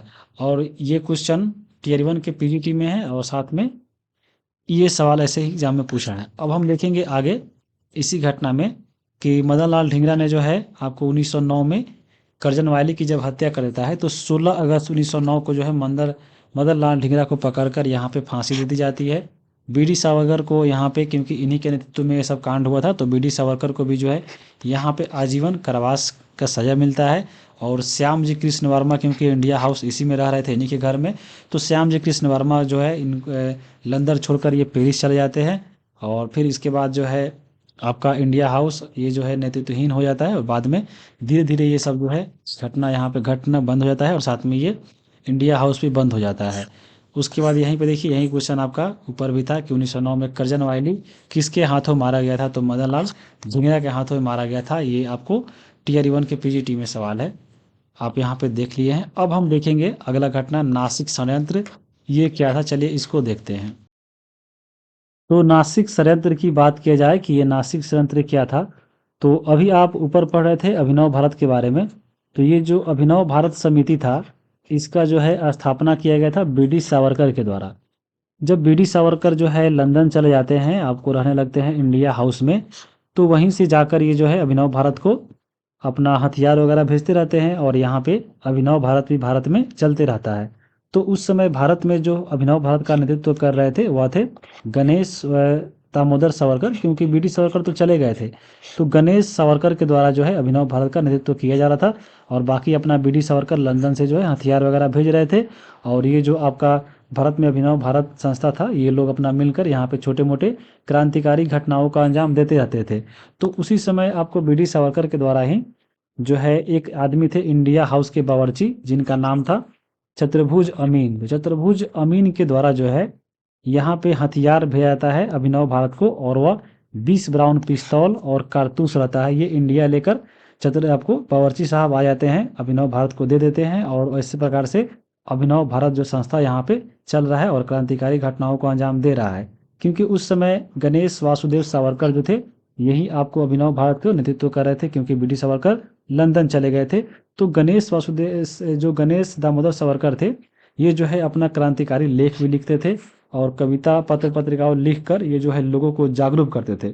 तो उस समय यानी आपको नासिक में उस समय एक जज थे जिनका नाम था मिस्टर जैक्सन। तो मिस्टर जैक्सन के जो द्वारा जो है यहाँ पे गणेश सावरकर पे जो है केस चलाया जाता है कि हाँ आप जो है लोगों को भड़का रहे हैं, क्रांतिकारी आंदोलन कर रहे हैं, और यहाँ पे गुप्त संस्था भी चला रहे थे। तो उसी को केस करके यहाँ पे जो है गणेश दामोदर सावरकर को यहाँ पे जो है उम्र कैद की सजा दी जाती है, काले पानी की सजा। काले पानी की सजा क्या होता है, तो सीधा आप समझ लीजिए कि आपको अंडमान निकोबार में एक जेल था, आपको वहाँ पे ये काले पानी की सजा दी जाती है, यानी उम्र कैद आप समझ लीजिए। तो ये काले पानी की सजा जो है गणेश दामोदर सावरकर को मिस्टर जैक्सन के जज होते हुए ये आपको सजा देते हैं इनको। तो यहाँ पे नासिक षड्यंत्र में यही होता है, जो मिस्टर जैक्सन है इनकी हत्या मेन अगर पूछे कि हाँ नासिक षड्यंत्र किससे संबंधित है, तो मिस्टर जैक्सन की हत्या से संबंधित है। तो इनकी हत्या कर दी गई थी बाद में, क्योंकि ये जो है गणेश दामोदर सावरकर को जो है ये जेल में भेजे थे, उम्र कैद की सजा दे दिए थे। तो यहाँ पे जब अभिनव भारत के सदस्यों को पता चला कि हाँ यहाँ पे गणेश दामोदर सावरकर को जो है ये जज साहब भेज दिए हैं, उम्र कैद की सजा दे दिए हैं, तो अभिनव भारत के सदस्यों के द्वारा खास करके लक्ष्मी अनंत कोहरे के द्वारा जो है मिस्टर जैक्सन की हत्या कर दी जाती है। और जब ये हत्या हो जाती है तो उसके बाद फिर मुकदमा चलाया जाता है इन लोगों अभिनव भारत पे, और उसके दौरान जो है 37 लोगों पे यहाँ पे मुकदमा चलाया जाता है अभिनव भारत के सदस्यों पर, जिसमें जो है 3 लोगों को फांसी की सजा दी जाती है। उसमें 3 लोग कौन कौन है आप देख लीजिए। एक उसमें है लक्ष्मी अनंत कनहरे, उसके बाद है गोपाल जी कृष्ण करवे, उसके बाद है विनायक नारायण देश पांडे। ये 3 लोगों को जो है यहाँ पे फांसी दी जाती है, क्योंकि इन्होंने जो है मिस्टर जैक्सन के हत्याकांड में यहाँ पे ये साथ में थे। और बाकी जो है 37 लोग का मुकदमा चला था, जिसमें 3 लोग फांसी हो गए, बाकियों को जो है जेल भेज दिया गया था। और आपको क्योंकि ये पता चल गया अंग्रेजों को, क्योंकि मुकदमा चला तो यहाँ पे पता चल गया कि जो बीडी सावरकर है वह लंदन से रहकर हथियार इन लोगों को भेजते थे, और यहाँ पे उसके थ्रू जो है ये लोग जो है भारत में क्रांतिकारी आंदोलनों को अंजाम दे रहे थे। इसलिए जो है 1910 में जो है बीडी सावरकर को लंदन से यहाँ पे गिरफ्तार करके अंडमान निकोबार के सेलुलर जेल में जो है आजीवन कारावास देते हैं, यानी काले पानी की सजा दे दी जाती है। काले पानी का मतलब यही होता है सेलुलर जेल में उम्र कैद की सजा, जो आपको अंडमान निकोबार में था। तो बीडी सावरकर भी जो है यहाँ पे जेल में चले जाते हैं हमेशा के लिए। लेकिन फिर बाद में क्या होता है कि 1921 में यहाँ पे बहुत प्रयासों से जो है क्षमा याचना के द्वारा ये लोग भेजते रहते थे बीडी सावरकर कि हाँ क्षमा पत्र याचना के द्वारा जब भेजे, तो बीडी सावरकर को जो है फिर 1921 में जो है रिहा कर दिया जाता है। रिहा भी करते हैं इनको, तो जो है शुरू में 3 वर्ष तक जो है इनको नज़रअंदाज करके रखते हैं कि हाँ यहाँ पे किसी को पता नहीं चले। तो 3 वर्ष तक जो है ये रत्नागिरी जेल में भी ये रहे थे। और उसी जेल में जो है इन्होंने एक पुस्तक लिखा जिनका नाम था हिंदुत्व। तो हिंदुत्व नामक पुस्तक किसके द्वारा लिखा गया था? तो बी डी सावरकर के द्वारा। कहाँ पे लिखा गया था? तो रत्नागिरी जेल में लिखा गया था। तो ये आपको पॉइंट यहाँ से याद रखिएगा अभिनव भारत से। बाकी यहाँ पे अब जो है महाराष्ट्र का पढ़ लिए। अब हम देखिए पढ़ेंगे एक ही करके बंगाल में जो भी क्रांतिकारी आंदोलन हुआ उसको चलिए कवर करते हैं। तो शुरू में सबसे पहला यहाँ पे है अनुशीलन समिति। अनुशीलन समिति के बारे में चलिए पढ़ते हैं। ये जो है 1907 में बनी थी, लेकिन इसका जो है पुनर्गठन किया गया था। पुनर्गठन इसलिए किया गया था क्योंकि इससे पहले जो है 1902 में एक जो है व्यायामशाला खुला था, यानी जिम टाइप का खुला था। आपको कहाँ पे? तो ये बंगाल में। तो 1902 में पहले जो है एक व्यायामशाला खुला, मिदनापुर कोलकाता जगह है, यहीं पे ये खुला था। और इसमें जो है ये जो व्यायामशाला बनाया गया था वह बनाया गया था पुलिनदास, साथ में प्रथम नाथ मित्रा, सतीश चंद्र बसु और चित्तरंजन दास। ये लोग जो है मिलकर 1902 में एक व्यायामशाला खोला जो मिदनापुर कोलकाता में था। और ये लोग जो है रहकर व्यायामशाला चला रहे थे। फिर बाद में 1960 में जो है बाकी लोग इसमें और लोग कुछ लोग जुड़े और इसको जो है नाम बदल कर रख दिया गया युगांतर समिति। तो सॉरी, अनुशीलन समिति। तो ये 1907 में बना था। जैसे इसमें वरिंद्र घोष आ गए, भूपेंद्र नाथ इसमें शामिल हो गए, यानी इसे लोग पहले से तो थे ही, बाकी वरिंद्र घोष और भूपेंद्र नाथ इसमें शामिल हो गए और इस व्यायामशाला का नाम बदलकर अनुशीलन समिति के रूप में 1907 में जो है इसका पुनर्गठन किया गया था। तो ये जब अनुशीलन समिति बनता है यहाँ पे बंगाल में, तो इसके बारे में समझ लीजिए कि यह जो है एक गुप्त क्रांतिकारी संस्था था। इसका एक टैग लाइन था कि खून के बदले खून। यहाँ पे याद रखिएगा अनुशीलन समिति का यहाँ पे टैग लाइन था ये, खून के बदले खून। और ये जो है अनुशीलन समिति बंगाल का पहला क्रांतिकारी संगठन था जो गुप्त संगठन था। और इनका कार्य क्या था? तो शारीरिक शिक्षण देना, अस्त्र शस्त्र का ज्ञान देना, बम बनाना, और बम बनाने के सीखने हेतु ये लोग जो है विदेश भी लोगों को भेजते थे। और साथ में पत्र पत्रिका के माध्यम से जो है लोगों में देशभक्ति जगाने का काम करते थे अनुशीलन समिति के सदस्य लोग। तो ये था। बाकी इसका एक संस्था जो है इसका शाखा बिहार में भी खुला था, जहाँ से क्वेश्चन एग्जाम में टीयर 1 के पीजीटी में पूछा था कि 1913 में पटना में अनुशीलन समिति का एक शाखा जो है स्थापना किसने की थी? तो वो थी सचिंद्रनाथ सान्याल के द्वारा जो है किया गया था 1913 में। ये पटना में ये आपका एक शाखा था अनुशीलन समिति का ही, तो ये भी आपको ध्यान में रखना है। अब यहाँ पे अनुशीलन समिति के बारे में पढ़ लिए। अब हम पढ़ते हैं युगांतर समिति।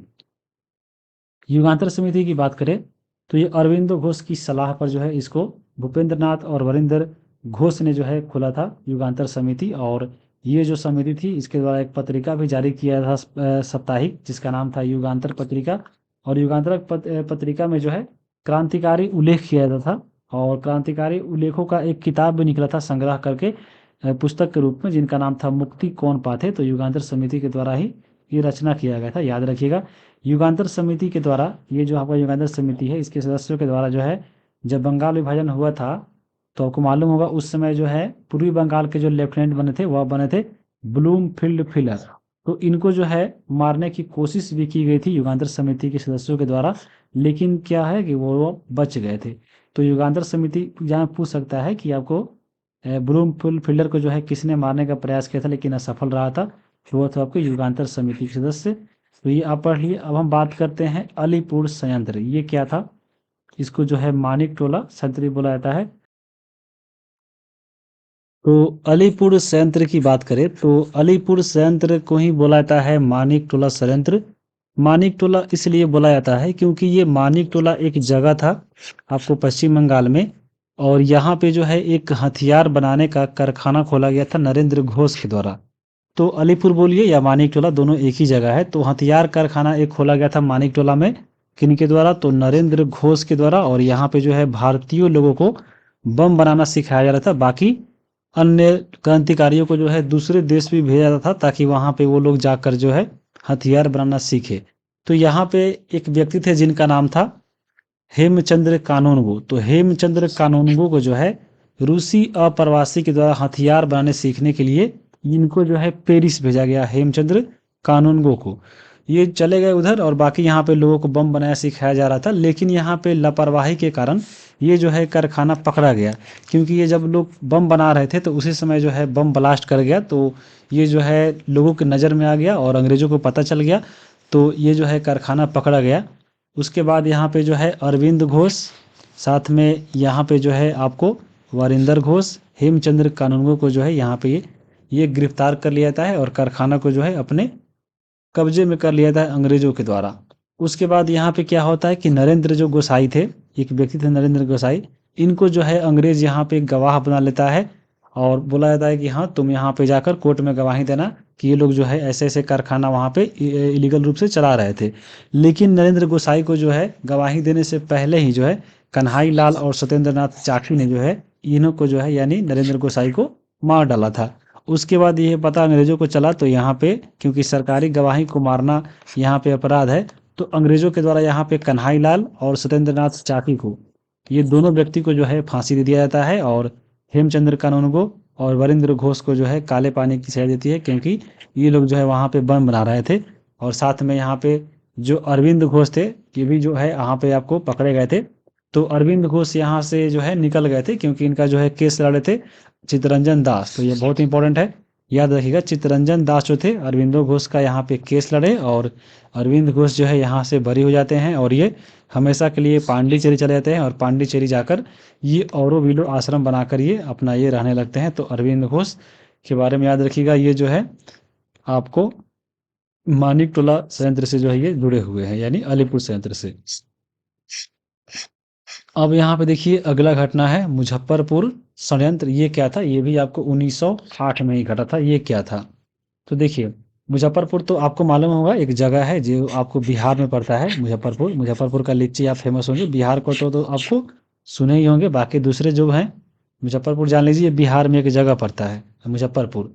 तो यहाँ पे एक जो है जज आए थे नया बन के, जिनका नाम था किंग्सफोर्ड, तो उन्हीं पे यह घटना आधारित है। तो पहले ये जो किंग्सफोर्ड थे यानी मजिस्ट्रेट थे, ये कोलकाता के मजिस्ट्रेट थे। तो कोलकाता के मजिस्ट्रेट को यहाँ पे जो है प्रमोशन मिला किंग्सफोर्ड को, और ये जो है मुजफ्फरपुर में सत्र न्यायाधीश के रूप में जो है इनको नियुक्ति मिली। कहाँ पे, मुजफ्फरपुर में। तो ये जो किंग्सफोर्ड थे ये बहुत बदनाम थे क्रांतिकारियों के लिए, क्योंकि ये किंग्सफोर्ड थे सीधा आपको जो नज़र आता था कि हाँ ये क्रांतिकारी है, तो उनको सीधे यहाँ पे फांसी की सज़ा दे देती थी, थोड़ा भी अगर कुछ भी गलती किया हो तो। इसलिए ये जाना जाता था कि हाँ ये बदनाम के लिए जाना जाता था किंग्सफोर्ड। तो जब किंग्सफोर्ड यहाँ पे जब मुजफ्फरपुर में सत्र न्यायाधीश बन के आया, तो यहाँ पे उस समय ये जो मुजफ्फरपुर के जो भी क्रांतिकारी थे चाहा कि हाँ इनको हम लोग यहाँ पे मार देते हैं ताकि ये क्रांतिकारी गतिविधियाँ यहाँ पे होते रहेगी। तो किंग्सफोर्ड को मारने के लिए ये जो युगांतर समिति बना था, तो युगांतर समिति के द्वारा प्रफुल्ल चाकी और खुदीराम बोस को जो है भेजा गया कि जाइए आप लोग किंग्सफोर्ड को मार के आइए। तो यहाँ पे उसके लिए जो है डेट निर्धारित किया गया, प्लान बना, और ये बना डेट निर्धारित किया गया 30 अप्रैल 1908। ये आपको डेट याद रखना है, 30 अप्रैल 1908 को जो है आपको प्रफुल्ल चाकी और साथ में आपको खुदीराम बोस, ये दोनों जो है जाते हैं किंग्सफोर्ड को मारने।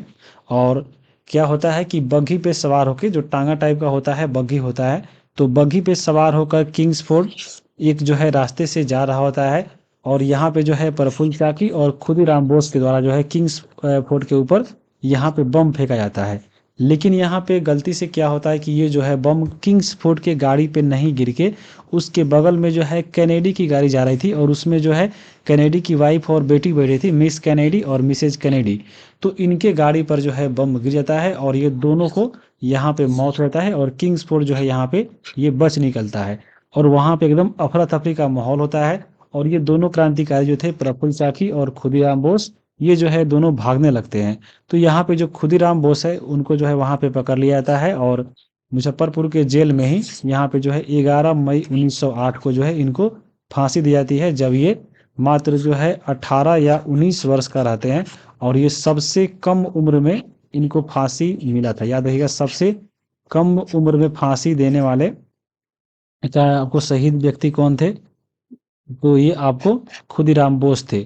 तो यहाँ पे इनको भी याद रखिएगा। बाकी ये तो आपको पकड़े गए, खुदीराम बोस गए, बाकी आपको जो प्रफुल्ल चाकी थे ये जो है वहाँ से भाग रहे थे, और भागने के प्रयास में ही यहाँ पे जो है इनको जो है एक दरोगा था वहाँ का नंदलाल, तो नंदलाल ने पहचान लिया कि ये आपको प्रफुल्ल चाकी है। तो प्रफुल्ल चाकी की गिरफ्तारी से बचने के लिए आपको खुद से इन्होंने जो है अपने आप को गोली मार लिया था। तो यही प्रफुल्ल चाकी और ये जो है खुदीराम बोस का यहाँ पे शहीद हुआ था। और मुजफ्फरपुर कांड में याद रखिएगा किंग्स फोर्ट की हत्या का प्रयास किया गया था। और यहाँ पे आपको ये एग्जाम में क्वेश्चन भी पूछा हुआ है, आप देख रहे हैं कि किस वर्ष जो है मुजफ्फरपुर बम कांड हुआ था। तो अभी आप देखिए 1908 में। यहाँ पे आपको एग्जाम में ईस्वी पूछा है, लेकिन एग्जाम में अगर डेट पूछे तो याद रखिएगा 30 अप्रैल 1908 को ये घटना घटित हुआ था। तो ये मुजफ्फरपुर कांड हो गया। अब हम बात करते हैं दिल्ली षड्यंत्र केस कि ये दिल्ली षड्यंत्र केस क्या था। तो चलिए इसको पढ़ते हैं। यहाँ पे ये घटना जुड़ा हुआ है कहाँ से, जब ये दिल्ली दरबार लगता है उसके बाद से। तो 1911 में जो है दिल्ली दरबार लगा था। और आपको मालूम होगा यहाँ पे जो है बंगाल विभाजन को रद्द किया गया था। और साथ में लॉर्ड हार्डिंग द्वितीय जो थे वह आपको भारत आए थे। और यहाँ पे दिल्ली दरबार में घोषणा किया गया था, एक तो बंगाल विभाजन रद्द किया गया था, दूसरा जो पहले राजधानी कोलकाता थी, कोलकाता से अब यह दिल्ली की घोषणा की गई थी।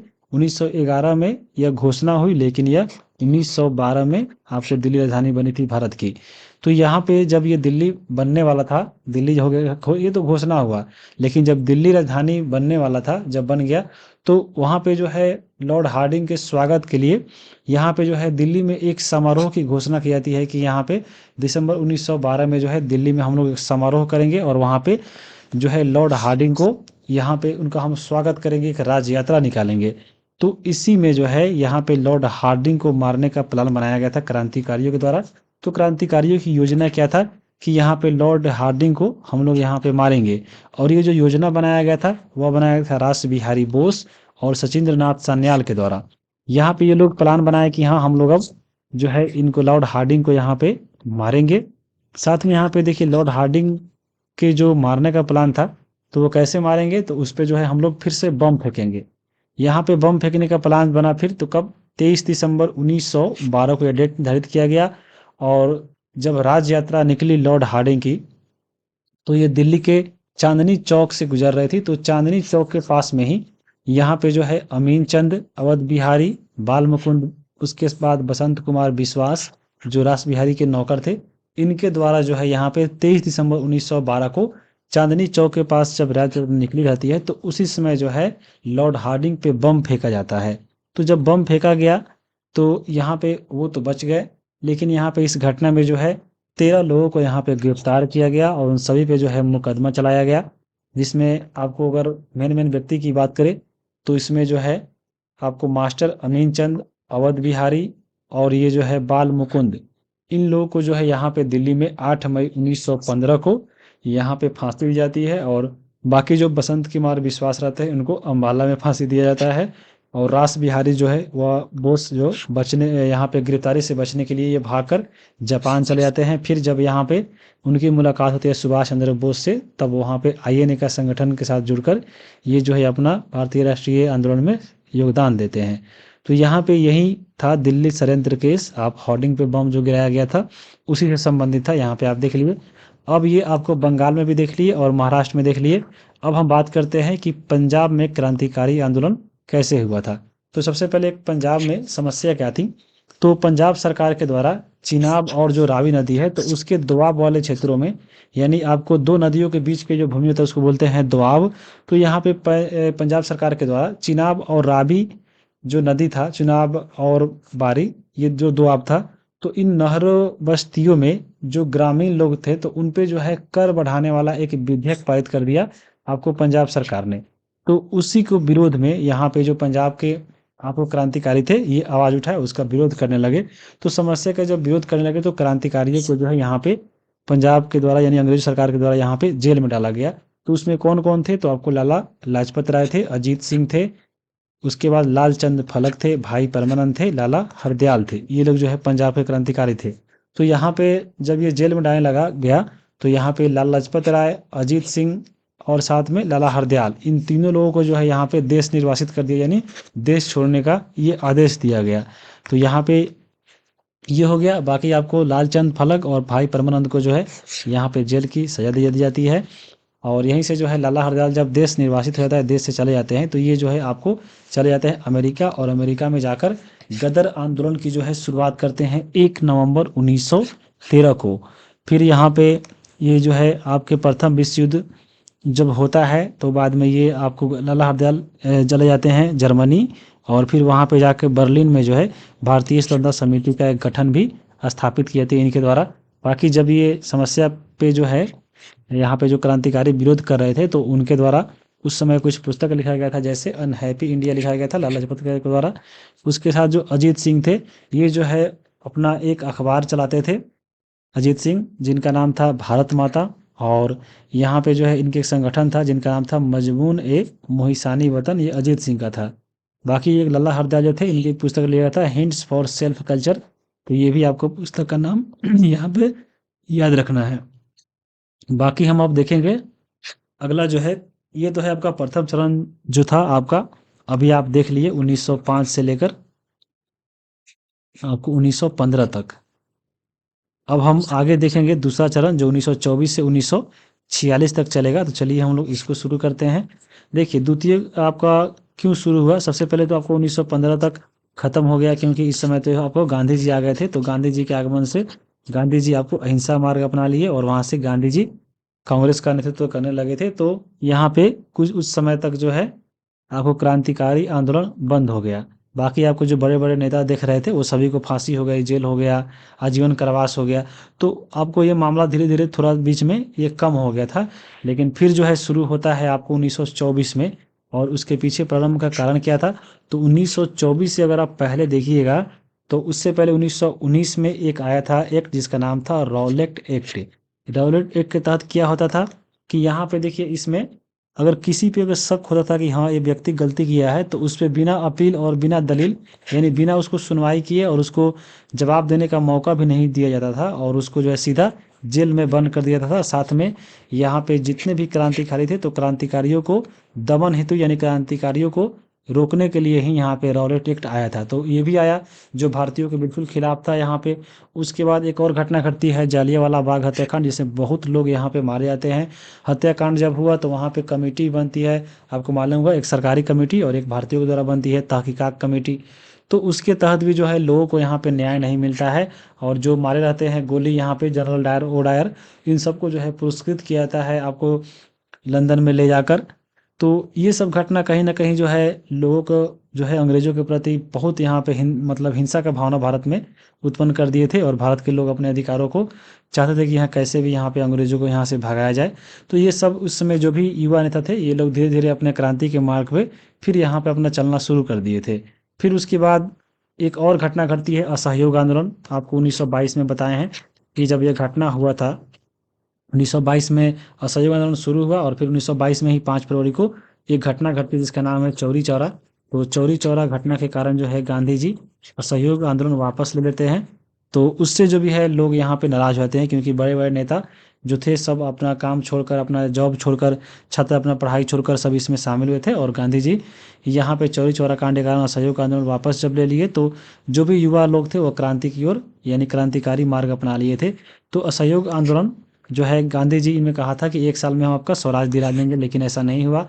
लोगों ने अपना नौकरी वकालत सब बहिष्कार किया।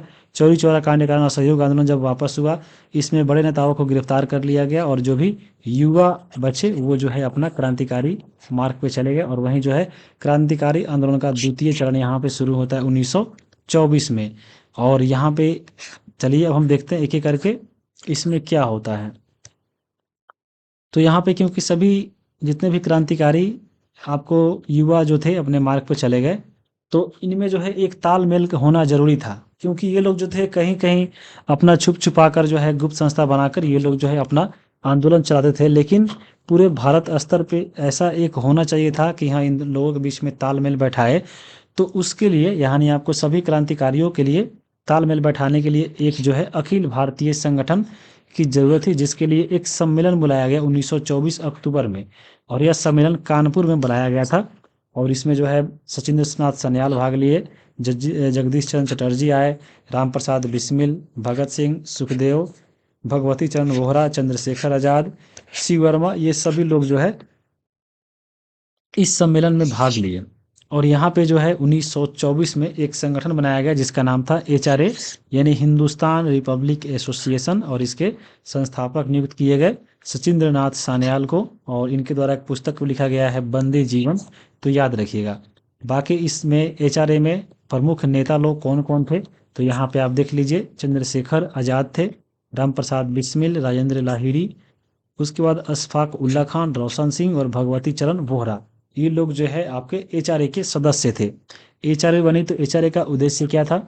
HRA का उद्देश्य था कि क्रांतिकारी आंदोलन करके स्वतंत्रता की प्राप्ति करना, धन हथियारों को प्राप्त करना, सरकारी धन की डकैती करना, और ये सरकारी धन की डकैती करना, लूट करना जो विचार था वो आपको था राम प्रसाद बिस्मिल को, और इसी के तहत जो है काकोरी कांड किया जाता है।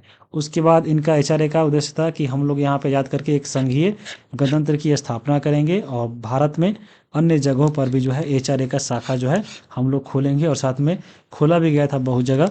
तो ये उद्देश्य था, और उद्देश्य की पूर्ति करने हेतु यहाँ पे सबसे पहला इनका था कि सरकारी धन की जरूरत थी, क्योंकि ये इसमें जो भी मान लीजिए लड़ रहे हैं उसके लिए गोला बारूद चाहिए, तो उनके लिए पैसा भी चाहिए, तो ये सब जो है अपना सरकारी खजाना लूटने का प्लान बनाया। और उसमें सबसे पहला इन्होंने जो घटना का अंजाम दिया वह था काकोरी कांड। काकोरी कांड जो है 9 अगस्त 1925 को घटा, और इसमें जो है ट्रेन से, सरकारी खजाना से जो है आपको इसमें धन लूटा गया था। तो चलिए हम लोग पढ़ते हैं कि ये काकोरी कांड क्या था। तो काकोरी कांड की बात करें तो अभी देखें 9 अगस्त 1925 को यह घटना घटी, और यह जो है योजना बनाई गई थी राम प्रसाद बिस्मिल के द्वारा। जो है योजना थी कि हाँ हम लोग सरकारी धन को लूटेंगे, और उसमें काकोरी को जो है चुना गया था। तो ये काकोरी एक जगह था जहाँ पे क्या हुआ कि लखनऊ से सहारनपुर जाने वाली एक रेलवे लाइन, एक रेल थी जिसका नाम था ट्रेन 8 डाउन पैसेंजर ट्रेन। इस ट्रेन को जो है यहाँ पे काकोरी नामक जगह पे जो है इसको पकड़कर यहाँ पे लूटा जाता है। तो लखनऊ सहारनपुर लाइन पर चलती हुई ट्रेन में जो है काकोरी नामक जगह पर डकैती और रेलवे तिजोरी को जो है लूटा जाता है। और इसमें जो है 10 क्रांतिकारी टोटल इसमें गए थे इसको लूटने। ये 10 कौन कौन थे आप यहाँ पे पढ़ सकते हैं। राम प्रसाद बिस्मिल, राजेंद्र लाहिड़ी, रोशन सिंह, अशफाक उल्ला खां, चंद्रशेखर आज़ाद, सचिंद्र नाथ बख्शी, मनमथ नाथ गुप्ता, केशव। उसके बाद यहाँ पे आप देखिए, उसके बाद है बनारसी लाल, और उसके बाद है मुकुंद लाल। तो ये 10 लोग जो है यहाँ पे इस घटना को अंजाम दिए थे काकोरी कांड को लूटने में। और यहाँ पे किस ट्रेन को लूटा गया था, तो ट्रेन का नाम था 8 डाउन पैसेंजर ट्रेन। यहाँ पे आप याद रखिएगा। जब यहाँ पे ये 10 लोग के द्वारा जो है खजाना को लूटा जा रहा था, तो ये लोग जब ट्रेन में घुसे तो गलती से जो है गोली चली मनमथ नाथ के एक बंदूक से, और जाकर एक यात्री को लगा था जिसका नाम था अहमद अली। तो अहमद अली की मृत्यु जो है मनमथ नाथ के गोली से हुई थी, और ये गलती से गोली चल गया था। उसके बाद यहाँ पे जब लूट लिया गया तो ये लोग कुछ पकड़े भी गए, और यहाँ पे सरकार के द्वारा जो है कार्रवाई की गई इन लोगों पे। तो कार्रवाई जब हुआ तो यहाँ पे 40 लोगों को जो है इसमें गिरफ्तार किया जाता है, और यहाँ पे जो है 29 पर लखनऊ न्यायालय में यहाँ पे मुकदमा चलता है, क्योंकि पता चल गया कि हाँ ये लोग जो है HRA के सदस्य है, तो इन सभी को जो है यहाँ पे गिरफ्तारी कर लिया गया और इन पे मुकदमा चलाया गया। तो इसमें मुकदमा जब चला तो 4 क्रांतिकारियों को यहाँ पे फांसी की सजा दी गई, बाकी को जो है यहाँ पे जेल में भेज दिया जाता है। तो 4 व्यक्ति जिनको फांसी मिला, याद रखिएगा नाम उनका, राम प्रसाद बिस्मिल थे, राजेंद्र लाहिड़ी थे, रोशन सिंह थे, अशफाक उल्ला खान थे। इन चारों व्यक्तियों को जो है फांसी दी जाती है। बाद में यहाँ पे जो चंद्रशेखर आज़ाद थे यहाँ से ये फरार होते हैं, और बाद में जाकर 1928 में जो है HSRA यानी जो हिंदुस्तान रिपब्लिक एसोसिएशन था, इस बीच में जो है इनके द्वारा जो है सोशलिस्ट जोड़ दिया जाता है, और यहाँ पे चंद्रशेखर आज़ाद के द्वारा हिंदुस्तान सोशलिस्ट रिपब्लिक एसोसिएशन की स्थापना की जाती है 1928 में। बाद में यहाँ क्योंकि सभी नेताओं को जेल में भेज दिया गया, कुछ को फांसी दे दिया गया, तो यहाँ पे धीरे धीरे HRA यहाँ पे समाप्त हो गया, और बाद में HSRA का गठन जो होता है वह फिर जो है क्रांतिकारी आंदोलनों का नेतृत्व करता है। तो उसके बारे में हम लोग पढ़ेंगे, लेकिन यहाँ पे देखिए यहाँ से क्वेश्चन एग्जाम में पूछा हुआ है, TRE 1 के TGT में पूछा हुआ है कि इनमें से कौन क्रांतिकारी काकोरी ट्रेन कांड से संबंधित नहीं है। तो आप देखिए अशफाकुल्ला, राम प्रसाद बिस्मिल, प्रफुल्ल चाकी। तो यहाँ पे देखिए प्रफुल्ल चाकी जो है इसमें शामिल नहीं थे। प्रफुल्ल चाकी तो आपको मुजफ्फरपुर जो आपका बम कांड था अभी आप देखे हैं, मुजफ्फरपुर कांड में जो है ये अपने आप को गोली मार लिए थे प्रफुल्ल चाकी, खुदीराम बोस। तो ये आपको जो है काकोरी कांड से संबंधित नहीं है। बाकी यहाँ पे आप 10 नाम जो देखे हैं ये सभी आपको शामिल थे। यहाँ पे आप इसमें से एग्जाम में कोई पूछे तो यहाँ पे आप ध्यान रखिएगा। अब हम आगे देखेंगे जो HSRA का स्थापना किया था चंद्रशेखर आजाद के द्वारा 1928 में, क्योंकि आप देखे थे कि जो काकोरी कांड हुआ था तो उसमें जो है आपको चंद्रशेखर आजाद वहां से फरार हो गए थे, और फरार होकर जो है इन्होंने 1928 में 10 सितंबर के दिन को ये जो है HSRA यानी हिंदुस्तान सोशलिस्ट रिपब्लिक एसोसिएशन का स्थापना करते हैं दिल्ली में, दिल्ली के फिरोज शाह कोटला मैदान में। तो ये जो आपका HSRA जो संगठन बना, यह जो एक लोकतांत्रिक संगठन था, क्योंकि इसमें जो भी निर्णय लिया जाता था तो उसके सदस्यों के द्वारा बहुमत लिया जाता था कि हाँ क्या ये निर्णय सही है, तब जाकर निर्णय लिया जाता था। क्योंकि आप पहले देखे हैं जो HRA बना था तो उसमें केवल एक व्यक्ति के जो है विचार पे ही जो है ट्रेन को लूटा गया था काकोरी कांड को, लेकिन इसमें जो है बोल दिया गया कि यहाँ पे लोकतांत्रिक संगठन है या सभी लोग विचार विमर्श करके ही यहाँ पे जो किसी घटना को अंजाम दिया जाएगा। तो इसके जो प्रमुख सदस्य उसमें थे आपके चंद्रशेखर आजाद तो थे ही, बाद में इससे देखिए आपको भगत सिंह जुड़ गए, सुखदेव, राजगुरु, भगवती चरण वोहरा और जयगोपाल, ये लोग जो है आपको HSRA के संगठन के सदस्य बने, और इनका उद्देश्य था कि क्रांतिकारी आंदोलन कर समाजवादी गणतंत्र की स्थापना करा। तो यहाँ पे HSRA के द्वारा जो है 3 महत्वपूर्ण घटना घटती है। HRA के द्वारा देख लिए काकोरी कांड, लेकिन यहाँ पे HSRA के द्वारा 3 घटना, एक जो है सॉन्डर्स की हत्या 1928 में, उसके बाद यहाँ पे देखिए असेंबली में बम कांड यानी बम फेंका गया 1929 में, और लाहौर षड्यंत्र केस जो चलाया गया था 1929 में। ये 3 जो है घटना HSRA के सदस्यों के द्वारा दी जाती है, जो बहुत ही इंपॉर्टेंट है। अब हम एक एक करके तीनों घटनाओं के बारे में पढ़ेंगे। तो सबसे पहले हम लोग देखेंगे सॉन्डर्स हत्याकांड क्या था। तो देखिए ये जो है सॉन्डर्स जो था, सॉन्डर्स क्या मारा गया था 17 दिसंबर 1923 को। तो सॉन्डर्स क्या था, सबसे पहले चलिए हम इसको देखते हैं। तो देखिए ये जुड़ा हुआ है साइमन कमीशन से। तो साइमन कमीशन जो है वह आपको आया था, भारत आया था 1928 को, और इसका गठन किया गया था 1927 को, और ये भी क्वेश्चन आपके TRE में क्वेश्चन पूछा गया है। तो ये साइमन कमीशन भारत क्यों आया था, तो इससे पहले यानी 10 साल पहले ऐसा बोला गया था कि जो मॉन्टेग्यू चेम्सफोर्ड अधिनियम आया था यानी भारत सरकार अधिनियम 1919, तो यहाँ पे ये जब आया था तो इसी में जो है एक चर्चा था कि 10 साल के बाद हम लोग जो है एक नया आयोग लाएंगे जिसका नाम रहेगा साइमन कमीशन, जो मॉन्टेग्यू चेम्सफोर्ड अधिनियम को जांच करेगा कि हाँ ये अपना काम सही से कर रहा है कि नहीं। लेकिन ये आना था आपको 10 साल बाद, यानी 1929 में आना था, लेकिन यह आपको आया था 1928 में ही आ गया था, क्योंकि ब्रिटेन में उस समय चुनाव होने वाला था, सरकार बदलने वाला था, इसलिए ये लोग जो है पहले ही ला दिए थे। तो यहाँ पे ये जब आया साइमन कमीशन तो यहाँ पे भारत में बहुत विरोध किया गया, क्योंकि साइमन कमीशन के जो भी सदस्य थे वो सभी अंग्रेज थे।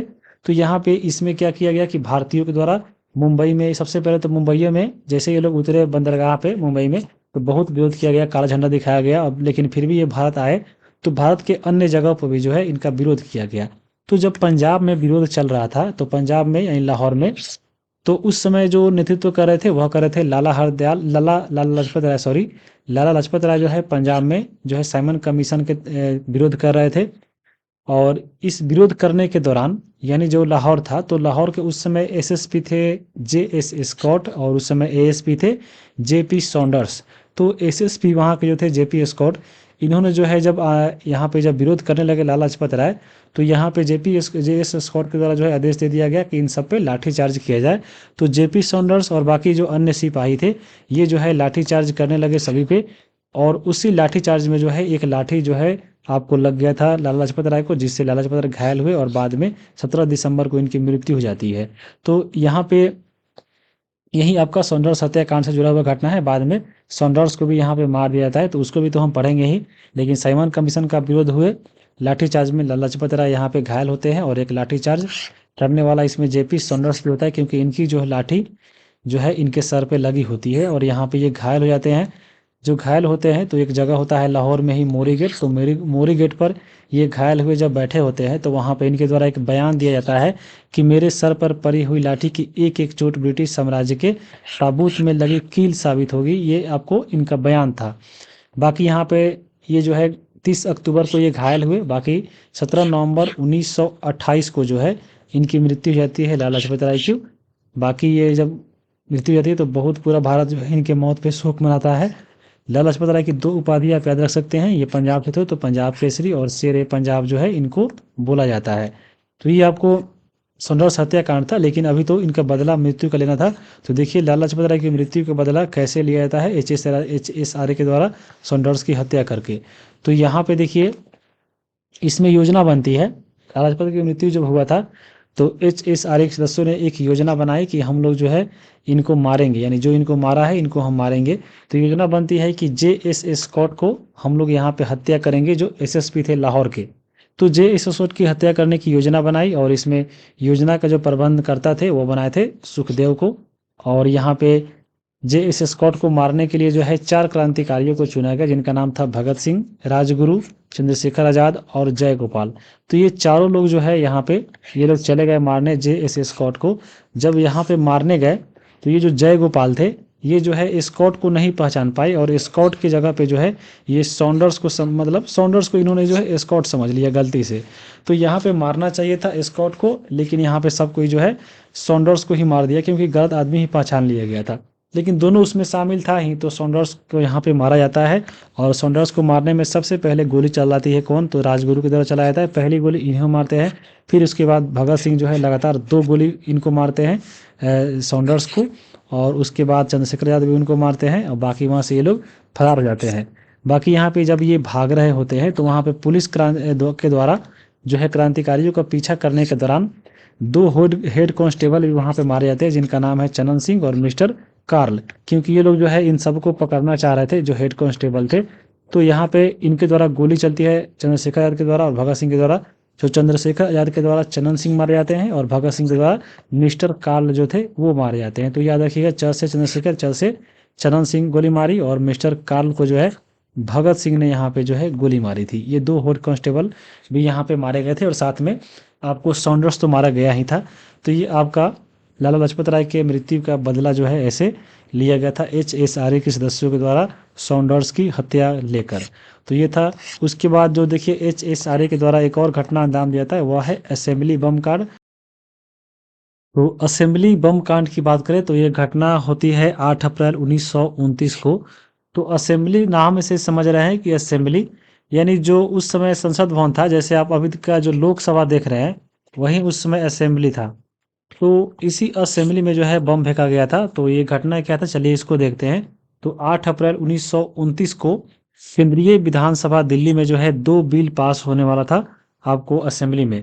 तो जब 2 बिल पास होने वाला था वह था पब्लिक सेफ्टी बिल और दूसरा ट्रेड डिस्प्यूट बिल।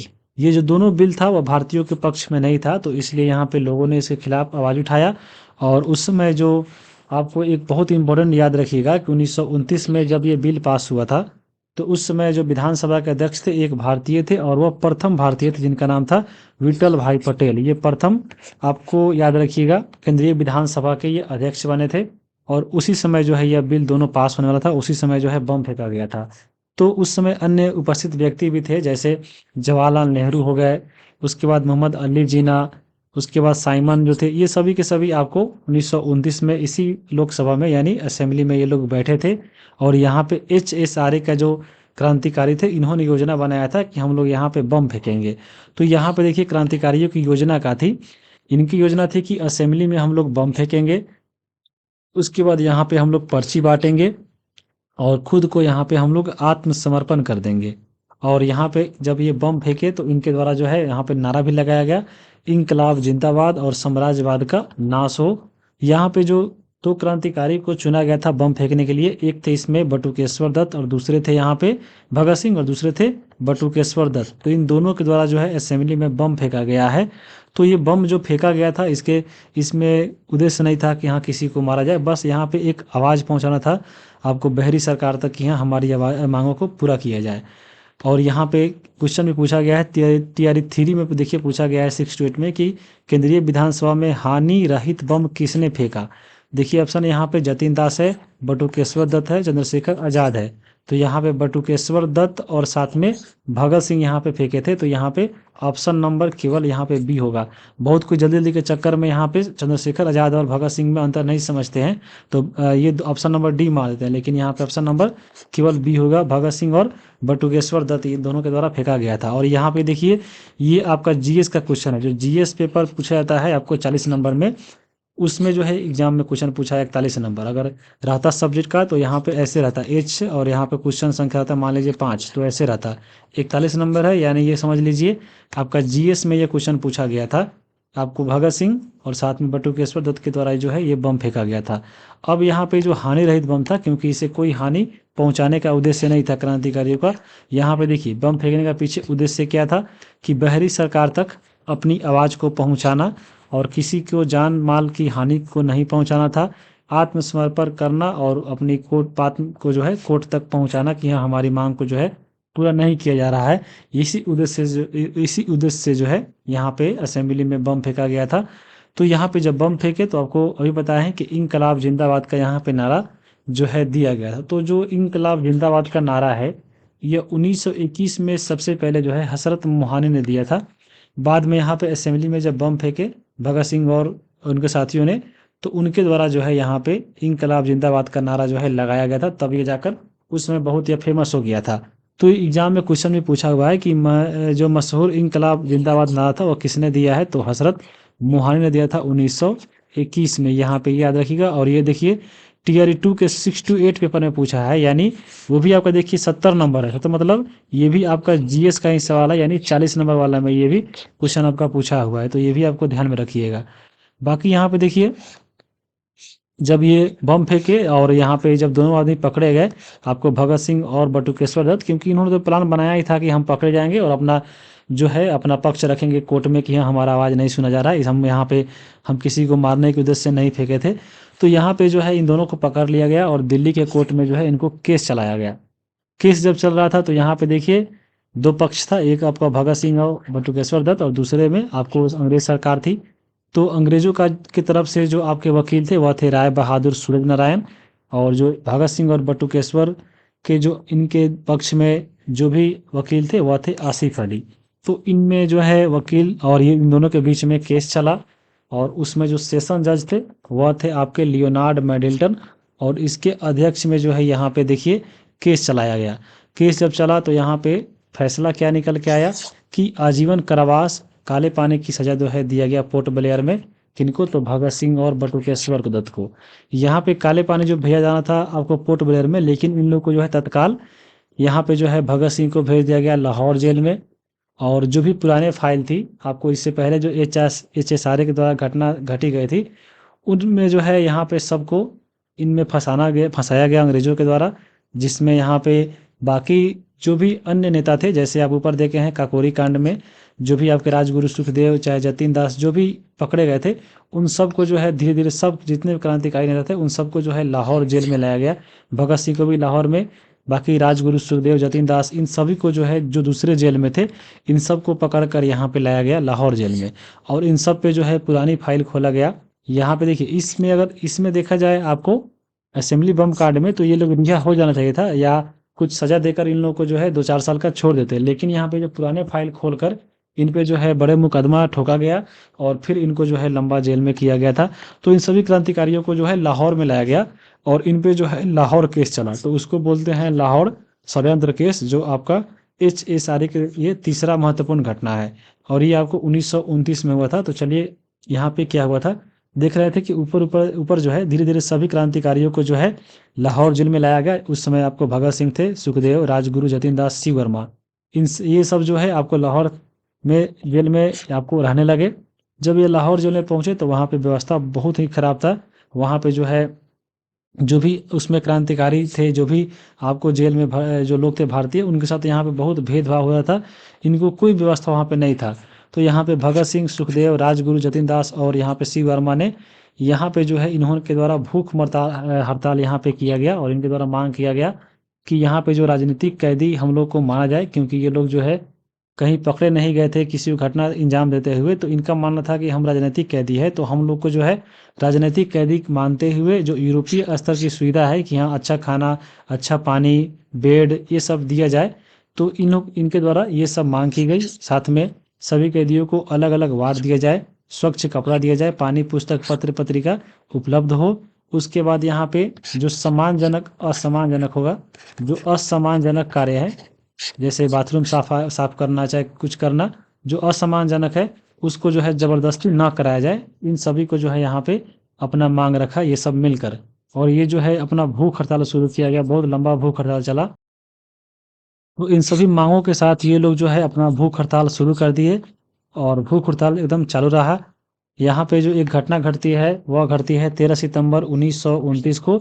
जतिन दास जो आपको पीछे देखे हैं कि भूख हड़ताल कर रहे थे, तो 64 दिनों के बाद जो है भूख हड़ताल से यानी भूखे रहने से जो है जतिन दास की मृत्यु हो जाती है 13 सितंबर 1929 को। बाकी जो अन्य थे क्रांतिकारी उनके द्वारा भी जो है यहाँ पे किया जा रहा था भूख हड़ताल। तो उसमें भगत सिंह और बटुकेश्वर दत्त को देखा जाए तो ये 81 दिन की ये लोग उनके द्वारा जो है भूख हड़ताल किया गया था, लेकिन ये लगातार नहीं था। जैसे जतिन दास जो था इन्होंने जो 64 दिन लगातार ये किया था, इनसे इनकी मृत्यु हो गई थी। लेकिन यहाँ पे जो भगत सिंह और बटुकेश्वर दत्त थे इनको जो है 3 चरणों में भूख हड़ताल किया। इन बाकी क्योंकि ये लोग जो है अलग अलग जेल से आए थे। यहाँ पे भगत सिंह और बटुकेश्वर दत्त को जो है शुरू में आपको यहाँ पे ये जो है पहले दिल्ली जेल में रखा गया था, फिर आपको इनको जो है मियाँवाली में भेजा गया, फिर इनको जो है लाहौर में, यानी सबको लास्ट में जो है लाहौर जेल में लाकर इन लोगों के पास रखा गया था। तो इन तीनों मिलाकर जो है 81 दिन का भूख हड़ताल भगत सिंह और बटुकेश्वर दत्त के द्वारा भी किया गया। तो यहाँ पे उस समय जो सरकार थे अंग्रेज सरकार, उनको जो कि बातों को मानना पड़ा। तो शुरू में जो है ये लोग को है चारपाई, अखबार, मोमबत्ती, बिजली का प्रकाश यहाँ पे दिया गया। लेकिन जब यहाँ पे जतिन दास की जब मृत्यु हो जाती है भूख हड़ताल से, तो उसके बाद यहाँ पे सरकार जो है दबाव में आती है और फिर यहाँ पे सभी को जो है अलग अलग वार्ड दिया जाता है, स्वच्छ भोजन, पानी की व्यवस्था जो है की जाती है। तो ये घटना आपको लाहौर संयंत्र था। बाकी यहाँ पे क्योंकि इन सभी जितने भी क्रांतिकारी थे इन सबको जो है यहाँ पे लाया गया था लाहौर में। तो यहाँ पे देखिए लाहौर संयंत्र चला और इन सबको देखिए कैसे कैसे यहाँ पे फंसाया गया। तो यहाँ पे लाहौर संयंत्र चला क्रांतिकारियों को दमन हेतु, और इसमें जो है 18 क्रांतिकारियों पे जो है यहाँ पे केस चलाया गया। स्पेशल मजिस्ट्रेट बुलाए गए जिनका नाम था राय साहब पंडित श्री कृष्ण। ये जो है मजिस्ट्रेट थे और इन 18 व्यक्तियों पे जब मुकदमा चला तो देखिए केस क्या था। जो भी पुराना केस था, जैसे आपका सौंदर्स हत्याकांड, डकैती, लूट, अन्य क्रांतिकारी घटना, बम, हथियार कारखाना, जो भी पकड़ा गया था पिछली फाइल खोलकर इन सभी को जो है यहाँ पे केस लादा गया। और इनमें जो है 3 लोगों को यहाँ पे फांसी की सजा दी जाती है। 3 लोग कौन कौन थे?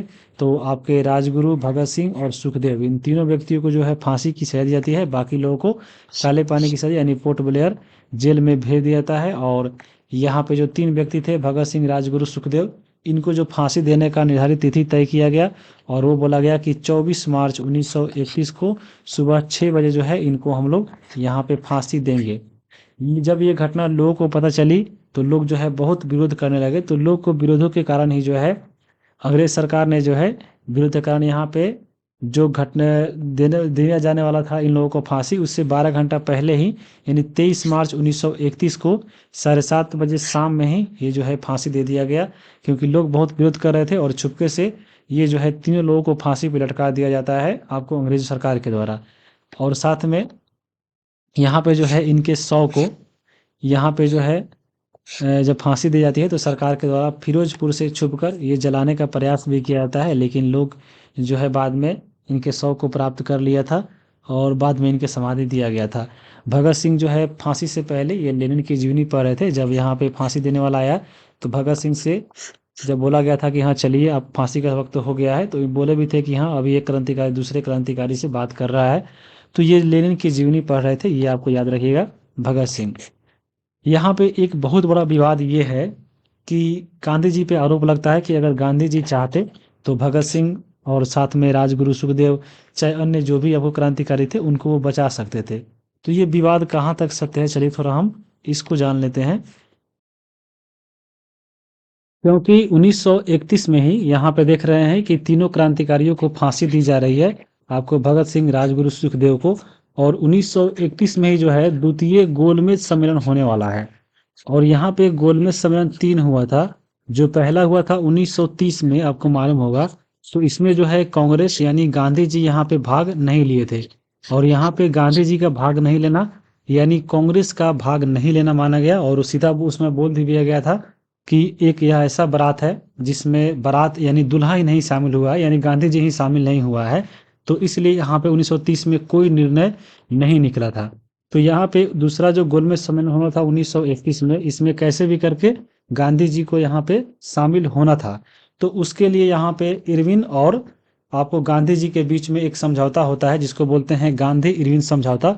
और इसी समझौता में ऐसा कहा जाता है कि अगर गांधी जी चाहते तो यहाँ पे भगत सिंह की फांसी को रोक सकते थे।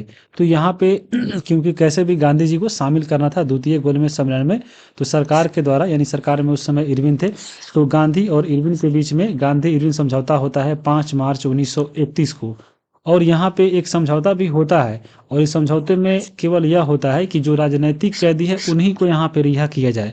बाकी जो क्रांतिकारी है, जो आपको कहीं ना कहीं संलिप्त है कहीं ना कहीं क्रांतिकारी संगठन से, तो उनको यहाँ पे रिहा करने की बात नहीं हुई। केवल कह दिया गया कि राजनीतिक कैदियों को रिहा किया जाए, यानी जो भी आपको कहीं ना कहीं पकड़ाए नहीं थे वैसे क्रांतिकारी घटना में, तो उनको यहाँ पे रिहा कर दिया गया। बाकी जो भी फांसी की सज़ा दी गई थी उनको यहाँ पे फांसी की सज़ा दी जाती है। तो ऐसा कहा जाता है कि अगर गांधी जी चाहते तो इनको भी यहाँ पे बचा सकते थे, लेकिन कहीं ना कहीं गांधी जी पे भी प्रेशर था। कहीं ना कहीं ये चाहते, ये भी सोचते थे कि हाँ, अगर हम लोग भी अगर उसी समय क्रांतिकारियों के साथ दिए तो कहीं ना कहीं हम लोग को भी सरकार जेल में ना डाल दे और फिर से पूरा हम लोग गुलाम में, मतलब गुलामी में बंध जाए।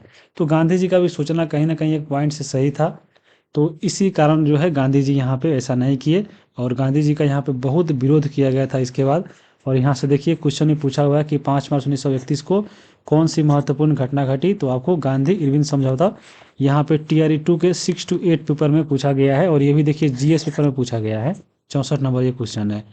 यहाँ पे आगे हम चलेंगे अब, क्योंकि यहाँ पे 1931 में गांधी जी का विरोध हुआ, और फिर दिसंबर में जो है आपको कांग्रेस का अधिवेशन बुलाया गया कराची में, और यहाँ पे अध्यक्ष थे उस समय वल्लभ भाई पटेल। और यहाँ पे गांधी जी का भारी विरोध किया गया, क्योंकि गांधी जी जो है यहाँ पे समझौते के तहत भगत सिंह को नहीं बचाए थे।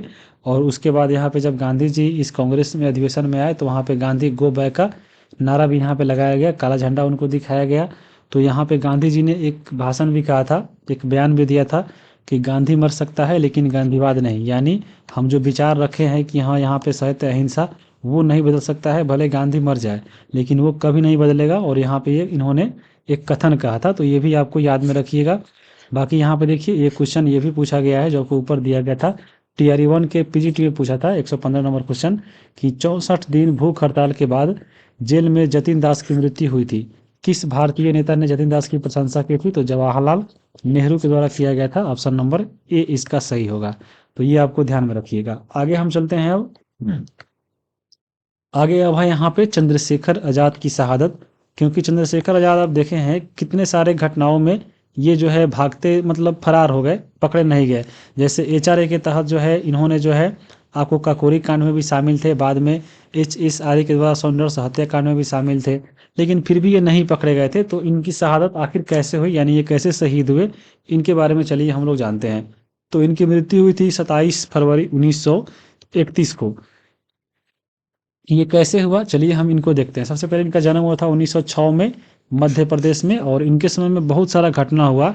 और इन घटनाओं को देखकर यहाँ पे इन्होंने एक नारा भी दिया था कि अब भी जिसका खून नहीं खौला वह खून नहीं पानी है, जो देश के काम नहीं आए वह बेकार जवानी है। क्योंकि अभी आप देखे हैं HRA के द्वारा और HSR के द्वारा कितना घटना घटा, और अन्य क्रांतिकारियों को जबरदस्ती यहाँ पे लाहौर षड्यंत्र केस में फंसाया गया और उनको फांसी की सजा दी गई। तो इन सब को देख कर ही यहाँ पे इन्होंने यह नारा दिया था। और इनके जब चंद्रशेखर आज़ाद में देखिए ये कब कब कहाँ कहाँ शामिल थे।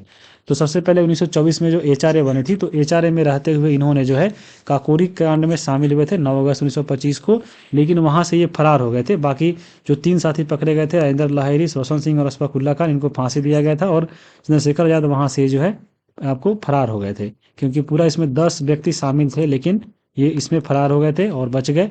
यहाँ से बचने के बाद 1928 में जो है इन्हीं के द्वारा, चंद्रशेखर आज़ाद के द्वारा ही HSRA का स्थापना किया जाता है। और इसमें इसके तहत जो है ये सौंदर्य हत्याकांड में शामिल होते हैं। बाद में जो असेंबली में बम फेंका जाता है उसमें भी यह शामिल रहते हैं, लेकिन फिर भी यहाँ भी नहीं पकड़े जाते हैं और यहाँ से भी फरार हो जाते हैं। बाकी जो है 1929 में 23 दिसंबर को जो है यहाँ पे चंद्रशेखर आज़ाद के द्वारा वायसराय इरविन को भी जो है यहाँ पे मारने की हत्या की जाती है।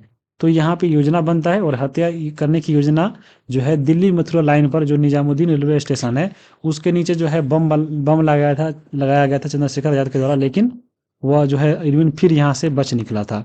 और यहाँ पे ये सारी घटनाओं के कारण यहाँ पे जो है अंग्रेज सरकार के द्वारा चंद्रशेखर आज़ाद को पकड़ने के लिए इन पे जो है इनाम लगाया गया था। इनका बोला गया था कि जो भी व्यक्ति इनको जिंदा या मुर्दा अगर कोई पकड़ लेता है तो उसको 30,000 का इनाम दिया जाएगा। इन पे जो है इनाम दिया घोषणा किया गया था सरकार के द्वारा। तो बाकी ये अपने खुद से नहीं पकड़े गए। एक दिन अपने साथियों के साथ जो है इलाहाबाद में अल्फ्रेड पार्क में जो है ये मीटिंग कर रहे थे 27 दिसंबर 1931 को। 27 तो इसी दिन जो है अपने साथी आज़ाद ये तो थे ही, बाकी यशपाल, सुखदेव, राज, इन सभी के साथ जो है एक मीटिंग चल रही थी। तो इसी मीटिंग के दौरान इनका एक साथी ही जो है यहाँ पे अंग्रेजों को जाकर बता दिया कि हमको इनाम मिलेगा। तो ये जाकर आपको बता दिया अंग्रेजों को कि हाँ यहाँ पे आकर अल्फ्रेड पार्क में आपके आज़ाद जो है बैठे हुए हैं। फिर अंग्रेजों के द्वारा चारों तरफ से जो है अल्फ्रेड पार्क को घेर लिया गया। उस समय जो इंस्पेक्टर थे नाथ बाबा थे, नाट बाबा, नाथ नहीं नाट, नाट बाबा के द्वारा चारों तरफ घेर लिया गया और चारों तरफ से जो है गोली बारूद शुरू की गई।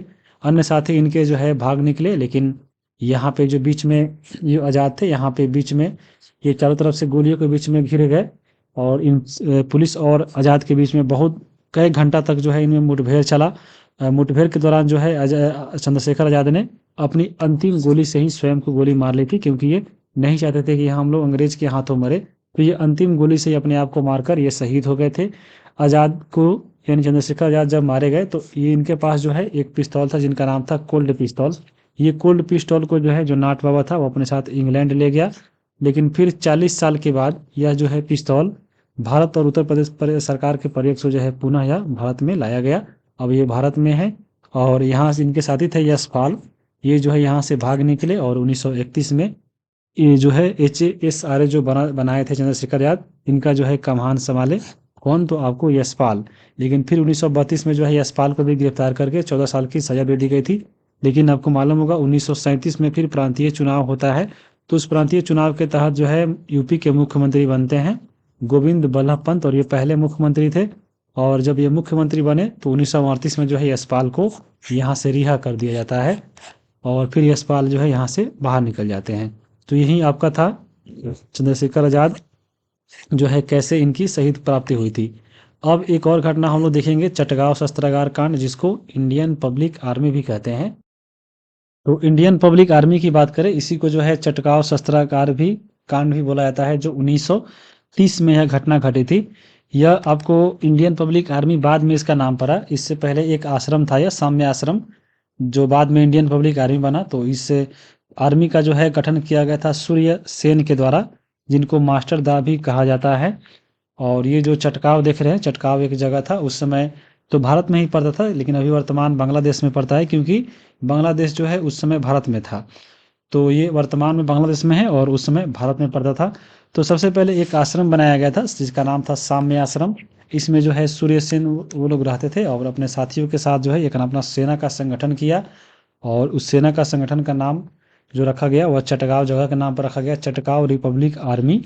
और फिर ये बाद में जाकर जब इसमें लोग का एक संगठन बन गया, लोग जुड़ने लगे, तो इसका नाम जो है इंडियन पब्लिक आर्मी रख दिया गया।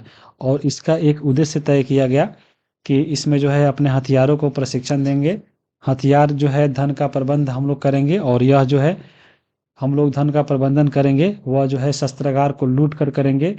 और साथ में रेल डाक तार व्यवस्था भी हम लोग ठप करेंगे, ताकि मान लीजिए अगर कहीं पे हम लोग लूट करते हैं तो वहाँ पे जो भी अंग्रेज है वो हम लोग को नहीं पकड़ पाए। अगर रेल का कनेक्शन हम तोड़ देंगे, डाक तार व्यवस्था ठप कर देंगे, तो संपर्क जो है हम लोग के पास नहीं बना पाएंगे। तो ये इनका योजना था। और इनका एक योजना और था कि चटगांव जो शस्त्रागार था, जहाँ पे जो है अंग्रेजी खजाना हथियार रखा गया था, तो उसको लूट कर वहाँ पे जो हम लोग जो है स्वतंत्र सरकार बनाएंगे। ये जो है इंडियन पब्लिक आर्मी का उद्देश्य था और कहीं ना कहीं उद्देश्य को पूर्ति भी ये लोगों ने कर लिया था। और बाकी ये जो ये आर्मी था, इसमें 2 महिलाएं भी शामिल थी, ये बहुत नाम है और TRE 1 में पूछा गया है, TRE पेपर में। ये 2 महिलाएं आपको कल्पना दत्त थी और एक थी प्रीति लता। ये दोनों महिलाएं इसमें शामिल थी। तो शस्त्रागार लूटने की योजना बनी और यह जो है डेट निर्धारित किया गया 18 अप्रैल 1930 रात को 9:30 बजे। और इसमें जितने भी सेना थे वो सभी लोग जो है शस्त्रागार को लूटने चले गए। तो इसमें देखिए कौन कौन थे, गणेश घोष, लोकनाथ बाउल और उनके साथी के नेतृत्व में जो है हथियार को यहाँ से लूट लिया जाता है। और हथियार को लूटने के बाद वहाँ पे जो भी अंग्रेजी सैनिक होते हैं उसको मारकर भगा दिया जाता है और फिर चटगांव को जो है आज़ाद कर लिया जाता है। और यहाँ पे एक अस्थायी सरकार की स्थापना होती है और वहाँ पे उस समय अंतरिम जो सरकार होता है उसके राष्ट्रपति जो है सूर्य सेन को बनाया जाता है। तो ये आपको बहुत ही इंपॉर्टेंट घटना है। और उसके बाद यहाँ पे जब ये घटना मालूम चली अंग्रेजों को कि हमारे साथ ऐसा हुआ है, तो अंग्रेजों ने जो है इसके पलट में जवाब भी दिया था और यहाँ पर अंग्रेजों के द्वारा फिर सेना लाकर इन पे कार्रवाई किया गया और फिर जो है चटगांव पे पुनः जो है अपना कब्जा कर लिया था अंग्रेजों ने। और फिर 1933 में जो है सूर्यसेन को गिरफ्तार कर लिया गया। बाद में इनके जो भी अन्य साथी थे जो इस आर्मी में कहीं ना कहीं अच्छे पद पे थे, जिसमें तारकेश्वर दत्त थे, उनको भी गिरफ्तार कर लिया गया। जो दो महिलाएं थी कल्पना दत्त और प्रीतिलता वाडेकर, तो कल्पना दत्त को जो है गिरफ्तार कर लिया गया था और साथ में प्रीतिलता जो थी गिरफ्तारी से बचने के लिए इन्होंने जो है अपनी आत्महत्या कर ली थी। यहाँ पे याद रखिएगा जो कल्पना दत्त थी इनको गिरफ्तार कर लिया गया, सजा दिया गया। बाकी ये अपना तो प्रीतिलता खुद से इन्होंने जो है अपना आत्महत्या कर ली थी। और इसमें जो गणेश घोष और लोकनाथ बाउल थे ये जो है गिरफ्तार करके इनको आजीवन कारावास पोर्ट ब्लेयर जेल में भेज दिया गया था। तो ये इनका घटना था। बाकी यहाँ पे आप देखिए क्वेश्चन पूछा गया है कि चटगांव शस्त्रागार हमले के दौरान कौन महिला जो है क्रांतिकारी मारी गई थी। तो यहाँ पे जो प्रीतिलता वाडेकर थी ये अपना मारी गई थी। तो ऑप्शन नंबर यहाँ पे ए इसका सही है। यहाँ पे देखिए पहला एक और क्वेश्चन पूछा गया है, ये जो है गदर आंदोलन से है। तो गदर आंदोलन हम लोग यहाँ पे नीचे देखेंगे, टीआरई 3 में पूछा गया इससे क्वेश्चन। यहाँ पे देखिए गदर पार्टी, और यहाँ पे जो है क्वेश्चन पूछा है कि गदर आंदोलन एक क्रांतिकारी आंदोलन जिसका उद्देश्य भारत में ब्रिटिश शासन को उखाड़ फेंकना था, इसके नेता कौन थे। तो यहाँ पे ऑप्शन देखिए करतार सिंह, लाला लाजपत राय या भगत सिंह या इनमें से कोई नहीं। तो यहाँ पे आपको आंसर क्या होगा, इसमें जो है लाला हरदयाल होगा, जो आपके ऑप्शन में नहीं है। तो ऑप्शन नंबर इसका ई होगा। पहला इसका ऑप्शन में गलत हो जाएगा, तो ऑप्शन नंबर इसका ई होगा, इनमें से कोई नहीं। अब हम चलिए यहाँ पे हम लोग बात करते हैं गदर पार्टी के बारे में। तो देखिए गदर पार्टी जो है एक विदेश में बनाया गया था 1913 में। गदर पार्टी जो है कहाँ बनी थी, तो अमेरिका में बनी थी, सैन फ्रांसिस्को में 25 जून 1913 को। इसके जो है महासचिव थे लाला हरदयाल और अध्यक्ष थे सोहन सिंह भाकना। इसमें जो सहयोगी सदस्य थे रामचंद्र बरकतुल्ला, रास बिहारी बोस, उसके साथ देखिए राजा महेंद्र प्रताप, अब्दुल रहमान, मैडम भिखाजी कामा, ये जो है सहयोगी सदस्य थे गदर पार्टी के। इसके बाद देखिए गदर पार्टी ने जो है युगांतर प्रेस की स्थापना की थी और इस प्रेस की स्थापना कर ली। उसके बाद 1 नवंबर 1913 को जो है गदर नाम से एक पत्रिका निकाली और उस पत्रिका को जो है यहाँ पे पहले तो ये पत्रिका जो है साप्ताहिक थी, बाद में इसको मासिक कर दिया गया और ये पंजाबी, मराठी, अंग्रेजी, हिंदी, गुजराती में जो है यह निकालती थी। बाद में यहाँ पे देखिए इसमें जो है इसका उद्देश्य क्या था गदर पार्टी का, तो भारतीय सेवा में विशेष करके सिखों को जो है विद्रोह की भावना पैदा करना और क्रांति के लिए तैयार करना, ये जो है गदर पार्टी का उद्देश्य था।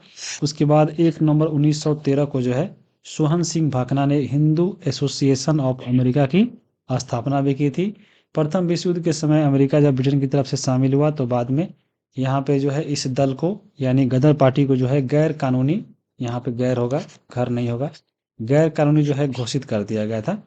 तो इतना घटना आप गदर पार्टी से याद रखिएगा। बाकी यहाँ पे देखिए क्वेश्चन जो पूछा गया था, यहाँ पे गदर पार्टी की स्थापना किस स्थान पे हुई थी, तो आपको बताया है सैन फ्रांसिस्को अमेरिका में हुआ था। टीआरई 2 के टीजीटी में पूछा गया है। टीआरई 1 के टीजीटी में सवाल पूछा गया था कि 1 नवंबर 1913 को गदर का पहला अंक किस भाषा में प्रकाशित किया था। तो गदर का पहला अंक उर्दू में ये जो है लाया गया था, पहला उर्दू में, बाकी उसके बाद गुरुमुखी लिपि में भी आया लेकिन सबसे पहले उर्दू में आया था। तो ये भी आपको क्वेश्चन पूछा गया है, तो याद रखिएगा। बाकी अब हम देखिए इसमें अब हम देखेंगे मैडम भीखाजी कामा के द्वारा, जिनको जो है मदर ऑफ इंडियन रिवोल्यूशन कहा जाता है, यानी भारतीय स्वतंत्रता की माँ बोला जाता है मैडम भीखाजी कामा को। तो इनका जन्म हुआ था महाराष्ट्र में, यानी ये आपको पारसी परिवार में इनका जन्म हुआ था।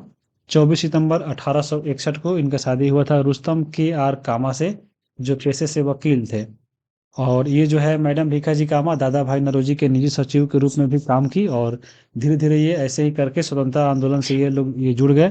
बाकी ये विदेश में रहते थे ज़्यादा करके आपको, और वहीं से जो है स्वतंत्रता आंदोलन में भाग लेते थे। तो 22 अगस्त 1907 को इनके द्वारा एक बहुत महत्वपूर्ण घटना घटी। ये जो है जर्मनी में एक सम्मेलन होने वाला था, अंतर्राष्ट्रीय सोशलिस्ट सम्मेलन। इसके इनमें जो है इनके द्वारा प्रथम जो है राष्ट्रीय झंडा फहराया गया था आपको विदेश में, याद रखिएगा, जर्मनी में। तो याद रखिएगा, भारतीय स्वतंत्रता का प्रथम राष्ट्रीय झंडा फहराया किसने? तो मैडम भीखाजी कामा 1907 में 22 अगस्त को अंतर्राष्ट्रीय सोशलिस्ट सम्मेलन जर्मनी में। उसके बाद मैडम भीखाजी कामा की बात करें तो ये जो है क्रांतिकारी राष्ट्रवाद की समर्थक थी। ये जो है श्याम जी कृष्ण वर्मा जो लंदन में इंडिया हाउस बनाए थे, उनके भी ये सहयोगी थी। इन्होंने जो है यूरोप और अमेरिका से क्रांति का संचालन यहाँ पे किया करती थी, और इनके द्वारा एक पत्रिका भी निकाला गया था जिनका नाम था वंदे मातरम। ये जनेवा से निकाला गया था, तो ये भी याद रखिएगा। बाकी 1835 में जो है 1935 में सॉरी, इनकी मृत्यु जाती है बम्बई में। तो मैडम भीखा जी के बारे में इतना आप याद रखिएगा। अब यहाँ पे हम थोड़ा एक और अफगानिस्तान में भारत की जो प्रथम अस्थायी सरकार बनी इसके बारे में बात कर लेते हैं।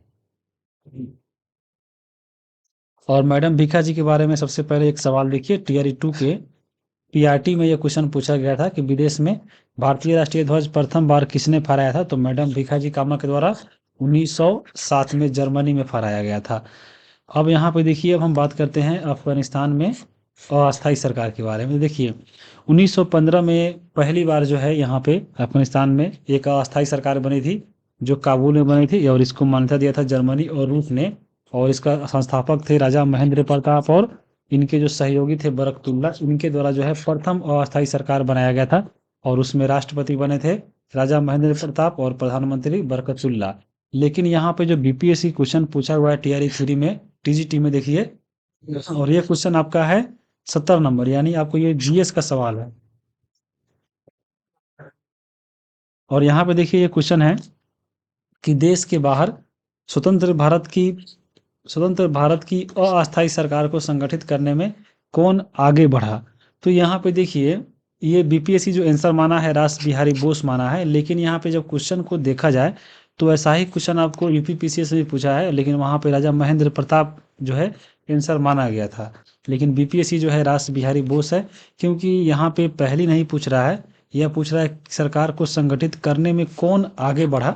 तो हो सकता है यह बिल्कुल सही हो, लेकिन ऐसे अगर पूछे कि हाँ पहली बार किसने जो है बनाई, अगर अफगानिस्तान पूछ ले तो कोई दिक्कत ही नहीं है, राजा महेंद्र प्रताप तो होगा ही। बाकी यहाँ पे ये क्वेश्चन जो है रास बिहारी बोस आंसर माना गया है यूपीएससी के द्वारा। अब हम एक और घटना पढ़ते हैं, कामागाटा मारू प्रकरण, जो बहुत इंपॉर्टेंट है। यह जो है एक जापानी जहाज था कामागाटा मारू। तो ये क्या था, चलिए हम इसको देखते हैं। तो आइए हम लोग जानते हैं कि कामागाटो प्रकरण क्या है। तो सबसे पहले कामागाटा मारू जो है एक जहाज था, जापानी जहाज था। तो ये जो जापानी जहाज था कामागाटा मारू, इसको जो है एक भारतीय व्यक्ति जिनका नाम था गुरुदत्त सिंह, ये जो है इसको भाड़ा पर लेते हैं, और भाड़ा पर लेकर इसमें जो है भारतीय व्यक्ति को भरकर ये ले जाते हैं कनाडा। कनाडा ले जाकर ये क्या करते हैं, जिस प्रकार अभी देखे हैं जैसे जर्मनी में हो गया, चाहे आपको लंदन में हो गया, भारतीय व्यक्ति जाकर वहाँ पे अपना आंदोलन शुरू कर रहे थे, संगठन बना रहे थे। तो उसी प्रकार ये जो गुरुदत्त सिंह ये चाहते थे कि हम यहाँ पे कनाडा में जाकर वहाँ पे जो ब्रिटिश है, चाहे हम लोग वहाँ पे एक संगठन बनाकर ये जो है ब्रिटेन का, यहीं से हम लोग आंदोलन की शुरू करें। तो इसीलिए जो है गुरुदत्त सिंह एक कामागाटा मारू जहाज जो है भाड़ा पर लेते हैं, और यहाँ पे भारतीयों को लेकर ये जाना चाहते हैं कनाडा, और वहाँ पे जाकर ये वहीं से जो है क्रांतिकारी आंदोलन में अपना भाग देना चाहते हैं। तो यही इसमें कामागाटा मारू जहाज का रोल जो है। चलिए इसको हम एक एक करके अच्छे से देखते हैं। सबसे पहले मार्च 1914 में ये जो गुरुदत्त सिंह थे, ये कामागाटा मारू जहाज को जो है हांगकांग के मिस्टर बुने से ये भाड़ा पर लेते हैं। यानी अभी आप समझिए, ये जो है अभी जो आपका कामागाटा मारू जहाज है ये हांगकांग में ये भाड़े पर लिए। अब यहाँ से जो है गुरुदत्त सिंह जाना चाहते हैं कनाडा, यानी सी से कनाडा। तो ये कनाडा जाना चाहते हैं आपको गुरुदत्त सिंह।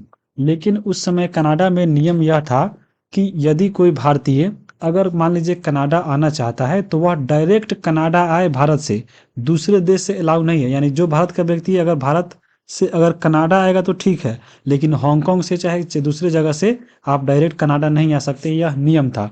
तो इसलिए जो है यहाँ पे कामागाटा मारू जहाज नहीं जा सकता था आपको कनाडा हांगकांग से।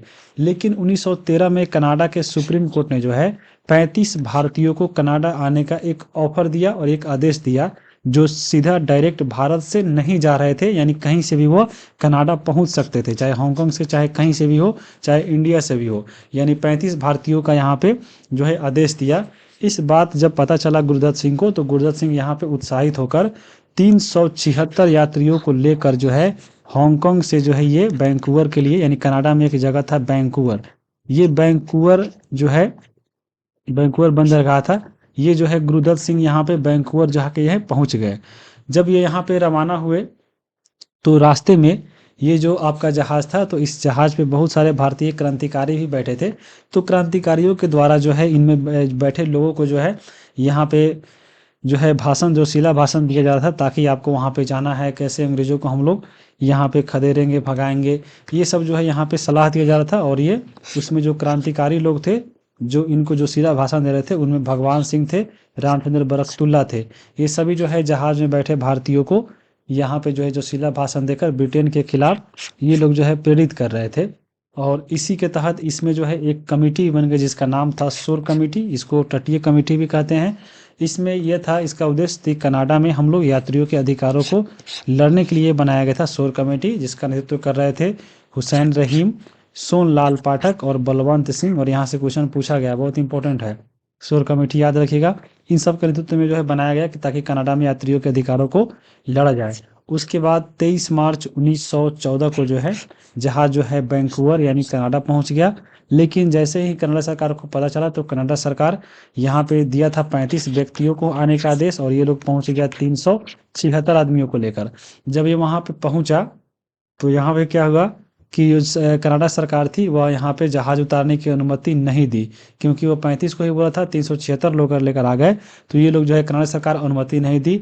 जब ब्रिटिश सरकार को यह खबर पता चली कि यहाँ पे जो भारतीय को लेकर ये लोग पहुँच गया है हमारे खिलाफ कनाडा में आंदोलन करने के लिए, तो यहाँ पे जो ब्रिटिश सरकार थी ये जहाज़ को जो है आदेश दी कि यह जहाज़ जो है कलकत्ता के बजबज बंदरगाह पे लाया जाए। और उस आदेश के तहत जो है यह जो है आपका कामागाटामारू बजबज बंदरगाह पे पहुंचता है। और जैसे ही पहुंचता है वहाँ पे पुलिस और यात्रियों के बीच में मुठभेड़ होता है, जिसमें 18 यात्री वहाँ पे मारे जाते हैं और 202 व्यक्तियों को जो है जेल भेज दिया जाता है। और यही जो है होता है कामागाटामारू प्रकरण। आप लोग यहाँ पे समझ लिए। अब देखिए यहाँ से 2 क्वेश्चन आपके एग्जाम में पूछा गया है। क्वेश्चन क्या है? क्वेश्चन है कि वैंकूवर जाने के लिए कामागाटामारू जहाज किराए पर किसने लिया था? तो ये बताए हैं आपको, हरनाम सिंह, गुरमीत सिंह, करतार सिंह, इनमें से कोई नहीं था, यानी बाबा गुरुदत्त सिंह थे जो लिए थे। तो गुरुदत्त सिंह, यानी ऑप्शन नंबर यहाँ पे ई होगा। और ये टीआरई 1 के टीजीटी का सवाल है। देखिए उसके बाद टीआरई 1 के टीजीटी का ही सवाल है, अगला ही सवाल, यानी 35 नंबर ये था और उसके बाद 36 नंबर ये पूछ लिया था कि शोर कमेटी की स्थापना कौन संबंधित नहीं है। अभी आप देखे हैं। अब देखिए, अब पढ़िएगा भारत इतिहास और उसमें खोजिएगा कि शोर कमेटी कहाँ दिया गया है, तो कहीं नहीं मिलेगा। देखिए यहीं से क्वेश्चन पूछा हुआ था। शोर कमेटी यहाँ जुड़ा हुआ है इससे, कामागाटामारू से। तो शोर कमेटी में ये जो है 3 व्यक्ति थे। देखिए हुसैन रहीम, सोनलाल पाठक और बलवंत सिंह। यहाँ पर ये हुसैन रहीम पूछा है कौन नहीं है, तो हुसैन रहीम जो थे। उसके बाद देखिए बलवंत सिंह भी थे। ये देखिए भगवान सिंह जो थे ये नहीं थे। तो ऑप्शन नंबर यहाँ पे इसका सी आंसर हो जाएगा। भगवान सिंह जो थे क्रांतिकारी जो थे, जो शिला भाषण दिए थे। तो यहाँ पे ये सब जो है घटना आपको इसी से संबंधित है। अब ये आपको पूरा पढ़ लिए होंगे और इसी के साथ जो है हम लोग जो आपको बताए थे 25 टॉपिक, ये आपको यहाँ पे समाप्त हो गया है। आप पूरा आप देख भी सकते हैं जहाँ पे हम लोग ये पढ़े हैं। देखिए ये सारा जो घटना है आपको हम पूरा एक एक करके जो है पूरा यहाँ पे बता दिए हैं। ये सारे का सारा घटना आप एक एक करके आपको ध्यान देख लीजिए कि पूरा का पूरा आपको हम एक एक करके पूरा 2500 टॉपिक जो है 2500 क्रांतिकारी आंदोलन बता दिए। वीडियो अब कैसा लगा है आपको कमेंट करके बताना है। चैनल पे नए हैं तो सब्सक्राइब कीजिए और अपने दोस्तों के साथ शेयर कीजिए। बाकी इसका पीडीएफ के लिए आपको हम बता ही दिए हैं। पीडीएफ कैसे मिलेगा, तो यहाँ पे आप कहीं भी टेलीग्राम पे जाके ज्वाइन कर लीजिएगा। व्हाट्सएप पे भी आप मैसेज कर सकते हैं। आप इंस्टाग्राम पे फॉलो कीजिएगा, वहाँ पे भी आप कोई मैसेज हो तो हम जरूर रिप्लाई करेंगे। तो वीडियो को हम यहीं पे रोकते हैं। वीडियो देखने के लिए आप सभी को बहुत बहुत धन्यवाद।